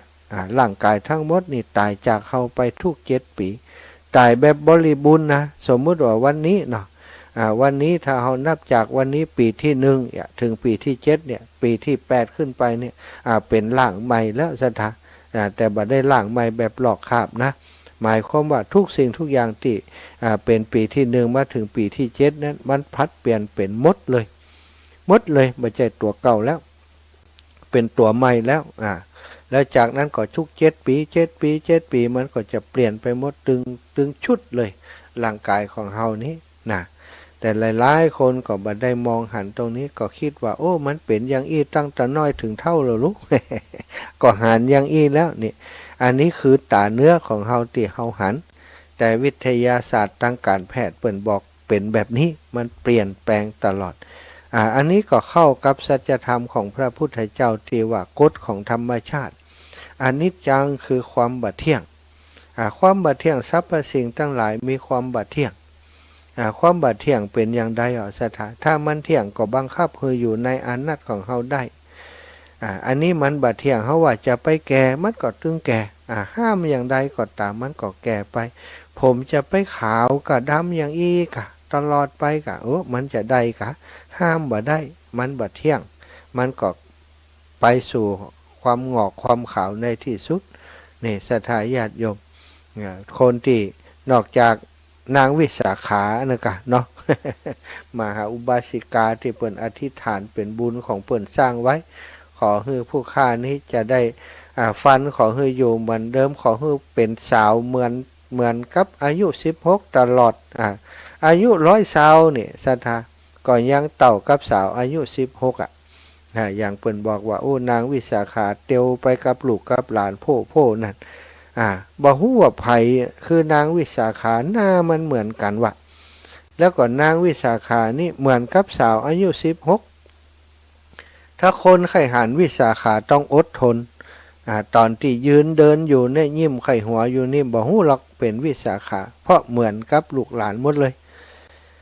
เหมือนกับลูกกับหลานเปิ้นเหมือนกับสาวอายุ16แต่ถ้านางวิสาขาไปนั่งฟังธรรมที่พระพุทธเจ้านั่งลงไปบัดใด ตอนลุกขึ้นมาเขาจะหันละนี่ถ้าลุกขึ้นมาก้นขึ้นก่อนนั่นแหละวิสาขา ถ้าพอหน้านี่บอกฮู้ว่าแม่นนะเพราะว่าเต่าสาวอายุ16ซะดาแต่ว่าเวลาเปิ้นจะลุกขึ้นมันโอ้ยนะเนาะ คนเฒ่าก็ขนาดนั้นก็สังขารก็ยังเป็นไปตามเหตุปัจจัยคือบ่เที่ยงนั่นเองรูปลักษณ์ภายนอกอาจจะอยู่ด้วยบุญที่เปิ้นอธิษฐานไว้แต่รูปลักษณ์ภายในทางกายภาพนี่ มันเป็นไปบ่ได้ที่จะบ่แสดงออกคือหันเลยเนาะก็ยังลุกโอ้ยอยู่ ยังมีคนอุ้มลูกอยู่นางวิสาขาถ้ามีคนอุ้มลูกก็แม่นั่นเองแม่นางวิสาขามหาอุบาสิกานั่นคนมีบุญเนาะสถา นี่ก็คือถ้าจิตใจเฮาอ่อนมันโยนแล้วมันสามารถน้อมเข้ามาสู่การปฏิบัติพิจารณากายานุปัสสนาสติปัฏฐานก็ได้เวทนานุปัสสนาสติปัฏฐานก็ได้เมตตาพรหมวิหารก็ได้อนุสติมรณานุสติอย่างมื้อนี้ได้หมดสถานำมาพิจารณาถ้าจิตใจมันอ่อนมันโยน มันสามารถนำมา นำมาประกอบกิจในด้านนี้ได้คือเข้าสู่การภาวนามีสติมีสมาธิมีปัญญาเกิดขึ้นได้แต่ถ้าเขาบัดเริ่มต้นจากการฮื้อต้านจากการรักษาศีลเป็นเรื่องยากเหมือนกับว่ามันบ่มีความพร้อมที่จะเอามาตบแต่งให้เป็นนั่นเป็นนี่มาขึ้นรูปเป็นนั่นเป็นนี่ในที่นี้เขาเอามาขึ้นรูปเป็นความสงบสุขสถานในการทำบุญทางพุทธศาสนาบ่ได้จวนกันให้จมอยู่ที่บุญอย่างเดียวการทำบุญการให้ทานอย่างเดียวนี้บางคนก็มาทำได้แค่นี้แต่ทำได้แค่นี้ดีกว่าที่เขาบ่ทำบุญทำคุณงามความดีดีกว่าเขาปล่อยใจให้ล่องลอยไปวันๆบ่ได้สร้างบุญสร้างกุศลให้ตัวเขาบางคนนอกจากบ่ทำบุญแล้วนะก็ไปทำความชั่วไปทำอกุศลกรรมทั้งหลายซึ่งก็จะเป็นตรงข้ามกับบุญกับกุศลทำอกุศลทำบาปทำกรรมทั้งหลายก็จะทำให้จิตใจของตัวเองนี้ทุรนทุรายกระวนกระวายมีความทุกข์มีความเจ็บร้อนมีความเผ็ดร้อนมีความได้รับความเสียดแทงจากความทุกข์ต่างๆมากมายคนที่ทำร้ายคนอื่นคนที่ฉ้อโกงคนอื่นคนที่ไปทำพิษลูกพิษเมียคนอื่นคนที่พูดปดมดเท็จคนที่ดื่มสุราเมลัยที่พิษศีลพิษธรรมต่างๆเหล่านี้สถานทำบาปทำกรรมต่างๆทำแต่อกุศลกรรมต่างๆเขาทั้งหลายนั้นเหมือนกับซ่อนระเบิดไว้ในตัวของตัวเองซ่อนระเบิดไว้ศรัทธาญาติโยมระเบิดนั้นถ้าสลักมันรุดก็บุ้มคืนมาเนาะสิ่งที่เขาทำไว้วันนี้เขาฆ่าสัตว์ตัดชีวิตรังแกคนอื่นเขาคิดกันว่าคนอื่นจะบ่เอาคืนบ่ตอบใส่เขาบ่มาทำร้ายเขาทั้งถึงเขาบ่ทำร้ายเขาแต่กรรมที่เขาทำนั้นมันติดตามตัวเขาไปเหมือนระเบิดเวลาคอยจะระเบิดถ้าพร้อมบ่ได้ก็ตุ้มเละนะตุ้มก็คือความทุกข์เกิดขึ้น คนที่ชอบโกงเปิ้นวันนี้อาจจะชอบโกงได้เพราะเจ้าทุกข์บ่ฮู้เตื้อแต่วันหนึ่งเนาะศรัทธาญาติโยมการทำความบ่ดีตั้งหลายนั้นอย่างใดมันก็ต้องถูกเปิดเผยได้ในที่สุดอย่างเฮาติดตามข่าวทางโซเชียลต่างๆบ่ว่าจะเป็นเรื่องของแชร์ลูกโซ่ก็ดีเรื่องของคุณทนายใจความรู้ทางกฎหมายไปเอารัดเอาเปรียบลูกค้าลูกความ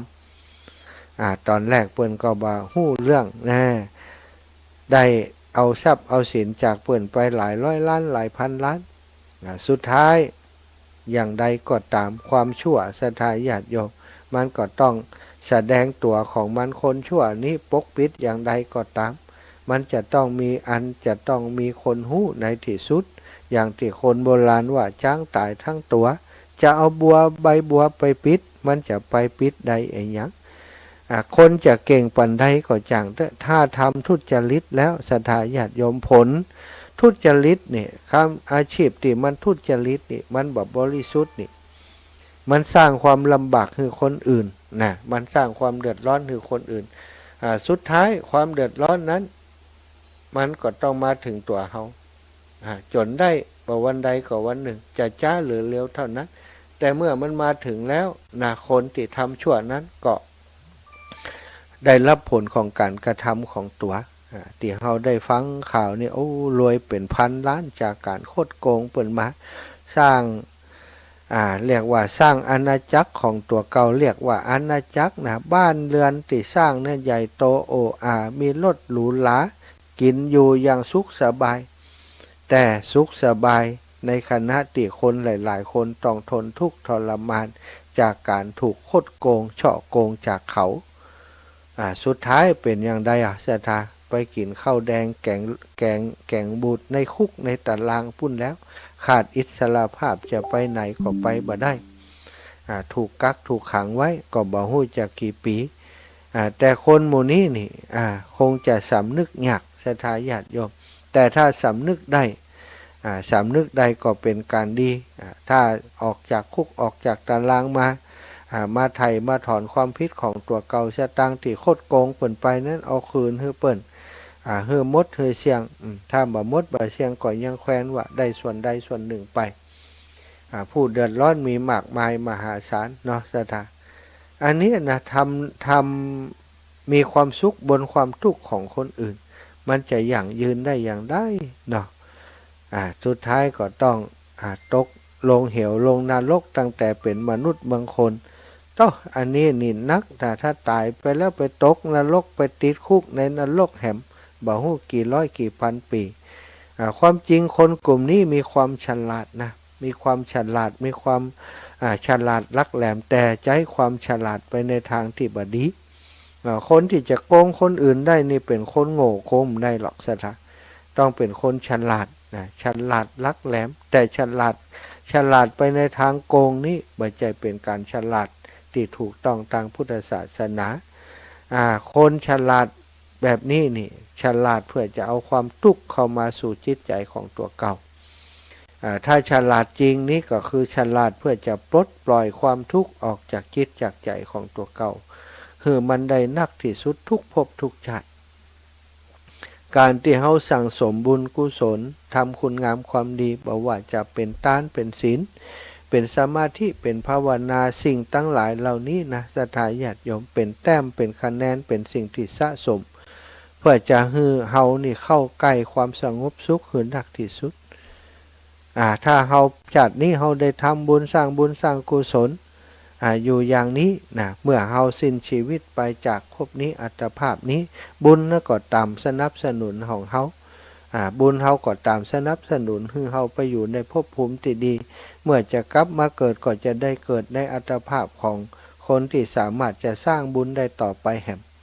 เขาจะสังเกตว่าคนเฮาที่เกิดมาทำไมอุปนิสัยมันบ่เหมือนกันบางคนนี่นิสัยก้าวร้าวโหดร้ายทารุณอูจาก็บ่ไพเราะเพราะพิงอูจานี่โตกระโชกหกหักนะนิสัยก็อย่างหยาบกระด้างเป็นคนที่โหดร้ายทารุณบางคนเกิดมาเป็นคนแบบนั้นบางคนก็เป็นคนอ่อนโยนโดยเฉพาะคนที่ทำบุญทำกุศลนี่มักจะเป็นคนประเภทที่มีจิตใจดีงามมีความอ่อนโยนมีความอ่อนน้อมถ่อมตัวหน้าตายิ้มแย้มแจ่มใสนี่มันจะแตกต่างกันซะทักเอาง่ายๆคนที่เป็นโจรกับคนที่เป็นคนดีเป็นบัณฑิตนี่มันก็แตกต่างกันโดยพฤติกรรมโดยบุคลิกภาพภายนอกเขาจะหันได้ชัดคนที่เปิ่นปฏิบัติธรรมแต่ๆนะเป็นฆราวาสญาติโยมก็ตามเป็นพระสงฆ์องค์สังฆเจ้าก็ตามเฮาหันเฮาสังเกตเฮาก็จะฮู้เลยบุคลิกทางกายภาพหน้าตาอิ่มเอิบมีความยิ้มแย้มแจ่มใสการการจาฟังแล้วสนอเพราะหูฟังแล้วมันอยากฟังอีกฟังแล้วมันมีความสุขฟังแต่เรื่องดีๆแต่เรื่องดีๆแต่เรื่องที่เป็นบุญเป็นกุศลแต่เรื่องที่มันเกื้อกูลแก่ตนและผู้อื่นนี่เพราะฉะนั้นสิ่งหมู่นี้มันบ่ได้เกิดขึ้นลอยๆนะสถามันเกิดขึ้นโดยเฮาทั้งหลายนั้นสร้างสมอบรมมาติศรัทธาอีปล่อยอีแม่นะหุ่มฟังน้ำฟังธรรมนี่ก็บ่ใช่เรื่องบังเอิญหรอกแน่มันเกิดขึ้นจากการที่เฮาเป็นคนชอบในด้านนี้เป็นคนที่ทำบุญมาก่อนพอได้มาฟังเรื่องราวดีๆก็ใส่ใจสนใจบางคนนี่ติดวิทยุงอมแงมไปเลยโดยเฉพาะวิทยุติเปิ่นจากันเรื่องธรรมะนี่ขาดบ่ได้เลยต้องฟังอยู่ตลอดฟังแล้วก็ฮู้จักแยกแยะแจกแจงนำเอาสิ่งที่เป็นประโยชน์เข้ามาประพฤติปฏิบัติอันนี้แสดงว่าเฮาเป็นคนมีบุญเทียบพอเตอร์สถานในหมู่บ้านหนึ่งมีคนเป็นอยู่กัน1,000-2,000 คนนี่จะมีคนสักกี่คนหุ่มมาฟังวิทยุอย่างศรัทธาอีปออีแมททั้งหลายบอกค่อยมีนะบางคนนี่ไปเล่าให้ฟังไร้สาระบ่ได้กินฟังทุกเจ้า มากินมาล้ำนะดูละครดีกว่าม่วนเดี๋ยวก็จะจังอีนั่นเดี๋ยวก็ฮักอีนี่ก่อนจะรับจะนอนปัดท้อเขียดกับละครนอนบ่รับนอนกับฝันไล่ เนาะศรัทธากดแล้วแต่ละคนไปนะศรัทธาญาติโยมบางคนบอกว่าอีแม่พอทีวีมาเมินนะอาจารย์เฮ้ยอย่างพอพ่อหน่อยไหมท่านอาจารย์เฮ้ยพอก็มีข่าวอย่างบ่ละครก็พอก็เดี๋ยวก็ตบตีกันหลู่ผัวกันอยู่ฮะนะ มีแต่เรื่องไอ้อย่างบอกว่าฟังแล้วพอแล้วมันบ่ม่วนใจฟังธรรมะนี่มันม่วนนะนึกถึงได้ก็สบายใจอาจารย์ว่าอันนี้ก็ดีเขาเป็นผู้ที่มีบุญมาก่อนจิตใจแบบนี้สถาเป็นจิตใจที่เหมาะสมที่จะยกคืนสู่การปฏิบัตินะเมื่อเฮานึกถึงคุณงามความดีของเฮานึกถึงที่เฮาฟังธรรมเนี่ยการฟังธรรมนี่เป็นบ่อเกิดแห่งกุศลอย่างหนึ่งนะสถากุศลกรรมบท10ประการการสนทนาธรรมการอุจารธรรมการมีความอ่อนน้อมถ่อมตนการผลพิกเป็นผู้ขวนขวายในบุญในกุศลนี่เป็นบ่อเกิดแห่งบุญนะถ้าเฮาระลึกถึงตานเฮามีความสุขศรัทธาต่อไปก็ยกระดับขึ้นมาศีลก็เป็นเช่นเดียวกันถ้าเฮาบ่เคยรักษาศีลอย่างศีล5นี่เฮาบ่เคยรักษาศีลเฮาก็ศีล8เฮาก็บ่เคยรักษาแม้ก็ในอดีตก็บ่เคยทำจะนึกอะไรมันก็นึกบ่ได้ศีล5นึกถึงศีลของตัวเก่านี่โอ้ศีล5มีอย่างพ้องยังนึกบ่ออกเลยถ้านึกออกแล้วก็ทำอยู่กับตัวนี่เวลานึกถึงศีลก็มีความสุขใจ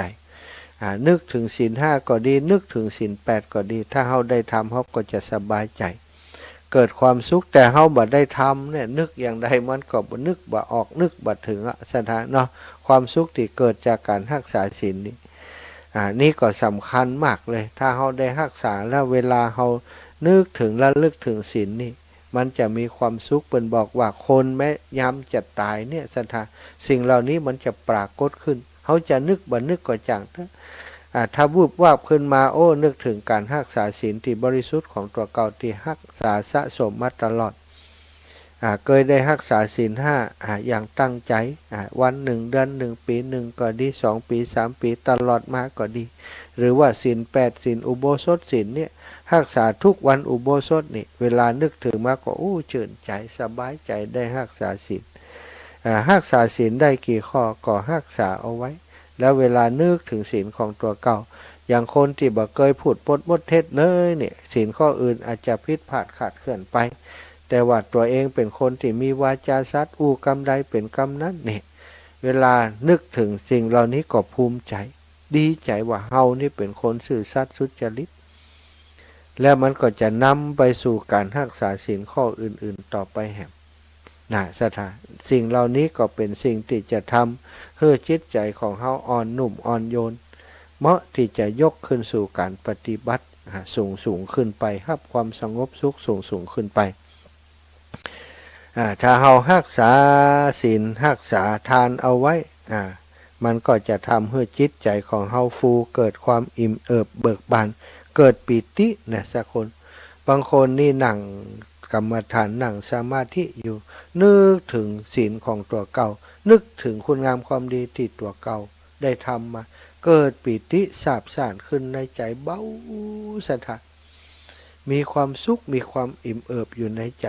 ทุกขณะเวลานึกถึงบุญของตัวเก่าเปิ้นถึงบอกว่าเฮาสั่งสมอบรมบุญนักกุศลหลายๆ นี่มันเกิดขึ้นในจิตในใจทุกวันทุกเวลาอย่าปล่อยให้สิ่งบดีเกิดขึ้นในจิตในใจทดแทนสิ่งเหล่านี้เพราะสิ่งที่มันบดีตั้งหลายอกุศลกรรมทั้งหลายนั้นมันจะทำให้จิตใจของเฮามัวหมองเศร้าหมองทำให้จิตใจของเฮานี่บ่เหมาะที่จะยกขึ้นสู่ความการปฏิบัติที่เกิดความสงบสุขสถานพระพุทธองค์จึงตรัสไว้ว่าจงละกรรมดำทั้งหลายกรรมดำก็คือกรรมที่เป็นอกุศลละธรรมอกุศลละกรรมที่มันผิดศีลผิดธรรมนั่นแหละคือกรรมชั่วกรรมดำยังกรรมขาวให้เกิดขึ้นกรรมขาวก็คือความดีงามต่างๆให้เกิดขึ้นสุดท้ายก็ชำระจิตใจยกจิตยกใจให้มันสะอาดให้มันขาวรอบอันนี้คือคำสอนของพระพุทธเจ้าทุกพระองค์สถานคำสอนของพระพุทธเจ้าสำคัญอยู่ที่การปฏิบัติบัจจัยสำคัญที่การเอามามาจากการบรรได้แล้วก็บ่ยกขึ้นสู่การปฏิบัติตัวศาสนาแท้ๆนั้นคำสอนแท้ๆของพระพุทธเจ้ามุ่งไปที่การปฏิบัติให้เกิดผลเกิดบุญเกิดกุศลกับตนตัวของเฮาทุกท่านทุกคนเนาะ เอาแล้ววันนี้ได้สนทนาอูจากันเป็นสาระธรรมมาพอสมควรแก่เวลาก็จะปั่นเวลาฮือศรัทธาที่ฟังอยู่ทางบ้านได้โทรมาอูจาสนทนากันต่อไป0808844173เนอะ080848444173 0808844173เนอะโทรมากันได้โอ้หลวงตากฤษฟังอยู่เหรอพุทธอุทยาน โอ้อาจารย์สุดยอดเลยผมขาดสติหลายมือแล้วอะเรียนสติแล้วดีเนี่ย เราเรียกกลับมา โอ้ เรียกกลับ สุ มา ดเยี่ยมเลยอาจารย์เนี่ยจะบอกให้มันทั่วไปเลยนะถ้าเขาปฏิบัติธรรมอะ สาธุครับอาจารย์ครับ มันไม่ธรรมดานะอาจารย์เนี่ยเตือนสตินะเนี่ย ครับผมขอบ จะได้ไม่หนักต่อไปอีกนี่มันก็หนักแย่แล้ว ถอนไว้สาครับ สาธุครับถวายความเคารพหลวงตาเจริญพรอีล่าดีขึ้นก่อนน่ะทุกปีเอานั่นไปไว้หูก็ โอ้ตะคืนนี่เอาตัวเหลืองๆประคบเข้าใจวันนี้ปวดมันติดูด มันดูดแล้วมัน ปวดนอนมาได้เลยคืน สัก นี้ 20 นาทีอะต้องให้มันได้20 นาที นั่นสมองแล้วก็อันอย่างก็วัดประถุงเนี่ยอย่างนั้นน่ะ ปีจะไปอันเลี้ยงอาหารพระเน้นไปด้วยปีก็วันที่24 โอ้หอมไปเลย500อันเดียวกันเอาดีกว่า เจ้าได้ละ อ้าวหอมไป500อีกกันแล้วกัน เจ้าน้องละ มันวางนี่ขอพักก่อนแต่เจ้าเดินไปยันซื้อหัวก็เจ็บมาเจ็บแต่ ตอนนั้นไป ถ้าเดินหนักมันจะเจ็บอ่ะ ตอนนั้นไปหันเขาอันบอกอีน้องก็บอกเอาอันนี้มาฮือมันใบกัน รับพูดอย่างพูดแล้ว บอกกับอินดูน้องฮู้กะว่าน้องเหนื่อย ช่วงนี้ซึ่งร่างกายบอกใครทา เจ้าต้องดูแลตัวเองล่ะเนาะ เจ้า สาธุ อัน เด้อ หอมอย่า500ที่เจ้าฮื้อเนาะ เจ้าละได้สาธุ เจ้าไปสาเจ้า สาธุค่ะ เจ้า 8429จากทางใดเบอร์โทรใหม่เสร็จละก้า คือสบองเหรอ ฮัลโหล ฮัลโหล จ้าย ายบุษบงเนาะ แม่บุษบง โอ้ยอาจารย์วันนี้มาอาจารย์อยากมาวันนี้เยี่ยมมากนะไอ้เทศอ่ะ เด้อ เยี่ยมยอดเบิ่งใจ เจ้าแม่เจ้า ถ้ามีโอกาสจะมีวันไหนก็ได้อาจจะนอกหลักฐานเลิศ เจ้าแม่ ไปหาจะมีไอ้อย่างบ้านอย่างที่อู้นะ เจ้าได้ ใคร แม่ เตือนเจ้าแม่บอกให้สบายอย่าง เจ้าแม่ เจ็บยังหายต้องหอบเดียวเจ้า เจ้าแม่ เจ้า เจ้าสาธุเจ้าแม่บุษบงขอบคุณมากเด้อเอาแม่วันดีอ่อนสี เช้าขอระบาดส่วนพระอาจารย์มีปฏิทินไว้ให้แม่2 อันเด้อ เจ้าถ้าใดก่อนเนาะแม่เนาะจ้า เช้าสักอันนี้แม่ว่าที่พระอาจารย์ว่าคนนำมาใครฟังโทรศัพท์วิทยุบ้านนี่แม่นี่ถ้าจะมีแม่ฟังคนเดียวมุนหาไว้แม่เมาตู้เจ้าอีกว่ะโอ้ยแม่เมาแบบอย่างมากบรรลุไม่บรรลุเนาะโอ้โห ไปกึดอย่างอันวันที่เขาบอกว่าโอ้เปิ่นมีบุญเตี่ยอินเด้อกึดวันหลังกึดใหม่กึดว่าเปิ่นมีบุญอย่างเขาต้องไปกึดด่าเปิ่นคิดใจเขาจะเศร้าหมองเขากึดว่าเปิ่นมีบุญเขามีบุญกะ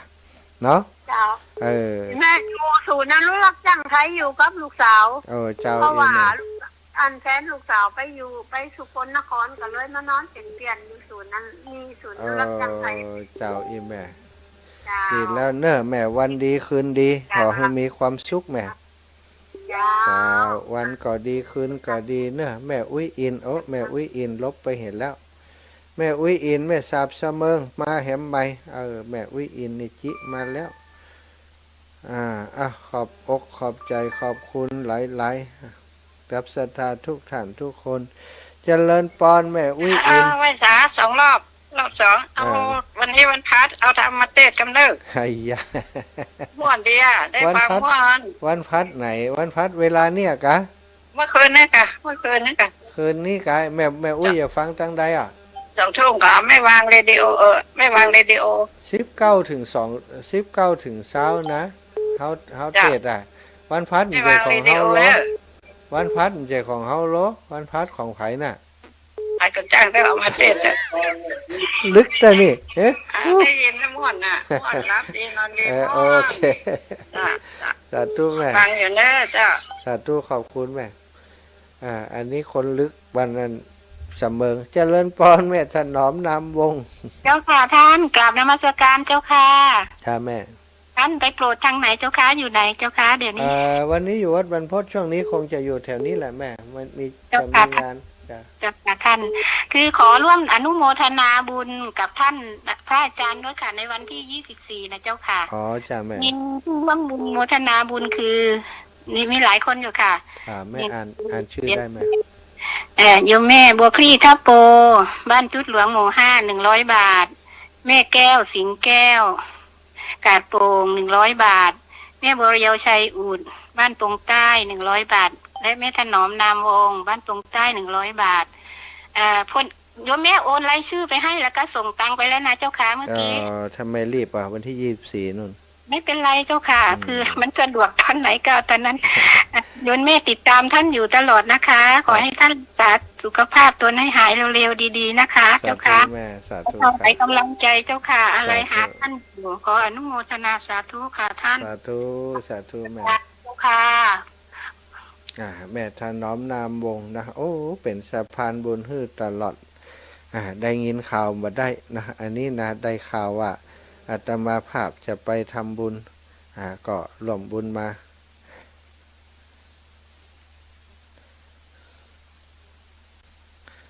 ศรัทธาญาติโยมก็ตอนนี้ยังมีเวลาเนาะอีกสัก2-3 สายได้อยู่เนอะแม่ถนอมนามวงศ์ตะกี้รายเจโอนมาแล้ว400 บาทเนาะรายเจที่แม่ประกาศไปตะกี้เนอะเจริญปอน ตามภาษาเจ้าท่านมหา เจ้า แม่โอนไปอันนี้แล้วเนอะตะวานะเนอะ เจ้าหันแล้ว50 เจ้าอันนี้เพิ่นมีร่วมบุญอย่างกันแถมนะ เขาจะไปเป็นเจ้าภาพอาหารพระเน้นปฏิบัติธรรมที่วัดบ้านถุง ที่ปฏิบัติธรรม เจ้าเป็นปฏิบัติธรรมลูกเน้นโรงเรียนที่ปาละวิทยานุสรณ์ไหม อ๋อเจ้า พระสงฆ์องค์ ที่ว่าบ้านวัดอย่างก็ วัด ให้น้าน้อยอย่างนั้นเด้อ วัดไห่น้าน้อยหมู่ห้วยแม่นี่อันของวัดบ้านถุงสามขาพี่ อ๋อแล้วท่านหาไปมาแล้วก็ที่วัดเนี่ยวัดเนี่ยก็วัดที่ว่าเนี่ย ไปวันที่24แม่จะไปวันที่24 อ๋อเจ้า จะเป็นเจ้าภาพวันที่24เจ้า อ๋อพระอาจารย์ยมมือศีลฮือปอนแม่แล้วเนี่ย สัตธุชัยยาสิทธิธนังลาภังโสถิงพระขยังสุขังบัดนี้หมายมีมูลศรัทธาแม่กาญจนาชัยนรินทร์ได้ถวายพระใจร่วมบุญร่วมกุศลซุ่มประตูวัดของวัดบ้านไร่แล้วก็ร่วมบุญร่วมกุศลในกิจกรรมทางพุทธศาสนาเทศมาภาพได้เป็นสะพานบุญโยมแม่ก็ได้ร่วมบุญมาตลอดก็ขอให้บุญกุศลนี้ทำให้แม่เจ้าและครอบครัวลูกหลานท่านเจ้าอยู่ดีมีสุขมีอายุมันขวัญยืนจากหิก่อปันมาจากหาก่อปันใดจากเดินทางขึ้นเหนือล่องใต้ขอได้ปลอดภัยในทุกเส้นทาง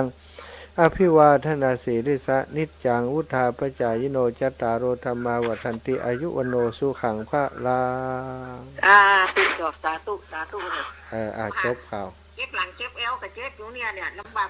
โกให้เนี่ย หายแล้ว เจ้า หายแล้วปั่นปอนแล้วหายละ คือปอนไปแล้วหายละกาไปเป็นอย่างเมินไปเป็นนักให้เจนปอนละมันต้องเป็นเมินก็ขอบคุณนะศรัทธาญาติโยมปักหอมกันไปหอมกันมาบอกกันไปเนาะโอ้อยากกินแกงพักละบ่ออกตั้มเดียวให้มะ ออกแล้วพระอาจารย์ โอ้ได้กะจะไปวันพุธ กลับไว้ซะ กลับไว้ซะพระอาจารย์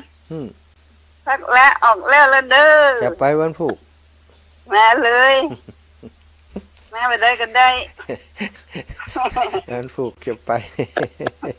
เอาสุกก็ได้ เออ มาไปแรงนี่ก็ได้ เป็นแรงไปได้เลี้ยงอย่างเขาจะเดือดร้อนกับทุกเจ้าไปเอาบ้านไม่ออกมาแรงไปกินแกงฟักล้าหันบุยอีกอ่ะ อีแม่สบายดีเนาะ เจ้า ดีแล้วสบาย สบายดีเดี๋ยวนี้เจ็บหัวก็หายแล้วพระอาจารย์ โอ้ดีละเนาะ หายบ่ให้เป็นหยังหาย เป็นนักกะปารมีครูบาไปช่วยงานเพิ่นติ๊กๆ เจ้า เนาะ ผู้แม่เบิ่งก็ให้เข้ามา2 แกนนี่ ดู นั่น ว้าโทษ ก็สารนี่ ดู2 แกนแม่เลยกะ แม่น่ะ โอ้ดู ฟ้าปิดตาพระอาจารย์ โอ้ปิด ฟ้า ตา ปิดตา1 องค์ ดูองค์เดียวเขาจะไปขอได้ก่อนนี่ แบ่งคนกึ่ง ได้กะกกเอาอยู่ที่แม่ครบอยู่ที่เฮาครบเนาะได้2 องค์พระอาจารย์ โอ้ดีจะไปรู้ก่อน สาธุขอบคุณนี่แม่นะโอ้ดีใจได้ยินเสียงไข่หัวคุลูนี่หม่วนใจสาธุเด้อบุญรักษาจากบุญรักษาเจ้าแม่เจ้าเจริญพรแม่จันสมมณีจักพี่น้องจากเมืองฟ้า รีบกรอบรีบโกยรีบถอรีบพายตลาดจะวายสายบัวจะน่าวนมาสการเจ้าท่านมหา เจ้า ฟัง โยมแม่ เจ้า ชัดเจนดีเนาะ ชัดเจนดีเจ้า ดี วัดพระบาทอุดมน้ำบ่อสาวา เจ้าแม่ คือกำลังใจนะเจ้า ขอบคุณหลายๆขอบคุณ ไม่อายเพิ่นก็ฟังกันนักเน้อ แม่อายก็ฟังนักเนาะอีแม่อยู่แม่อายเนาะ อำเภอไม่อาย อ๋อ แต่ตำบลแม่สาว แม่สาวอำเภอแม่อายแม่สาว จังหวัดปฏิบัติธรรมเนี่ยประจำเดือนเนี่ยค่ะ โอ้เจ้า เกี่ยว ดี คนถาม ดี ท่านมหาที่มาไม่อายเอาแต่ก่อนนะย่าอ่ะ ใจ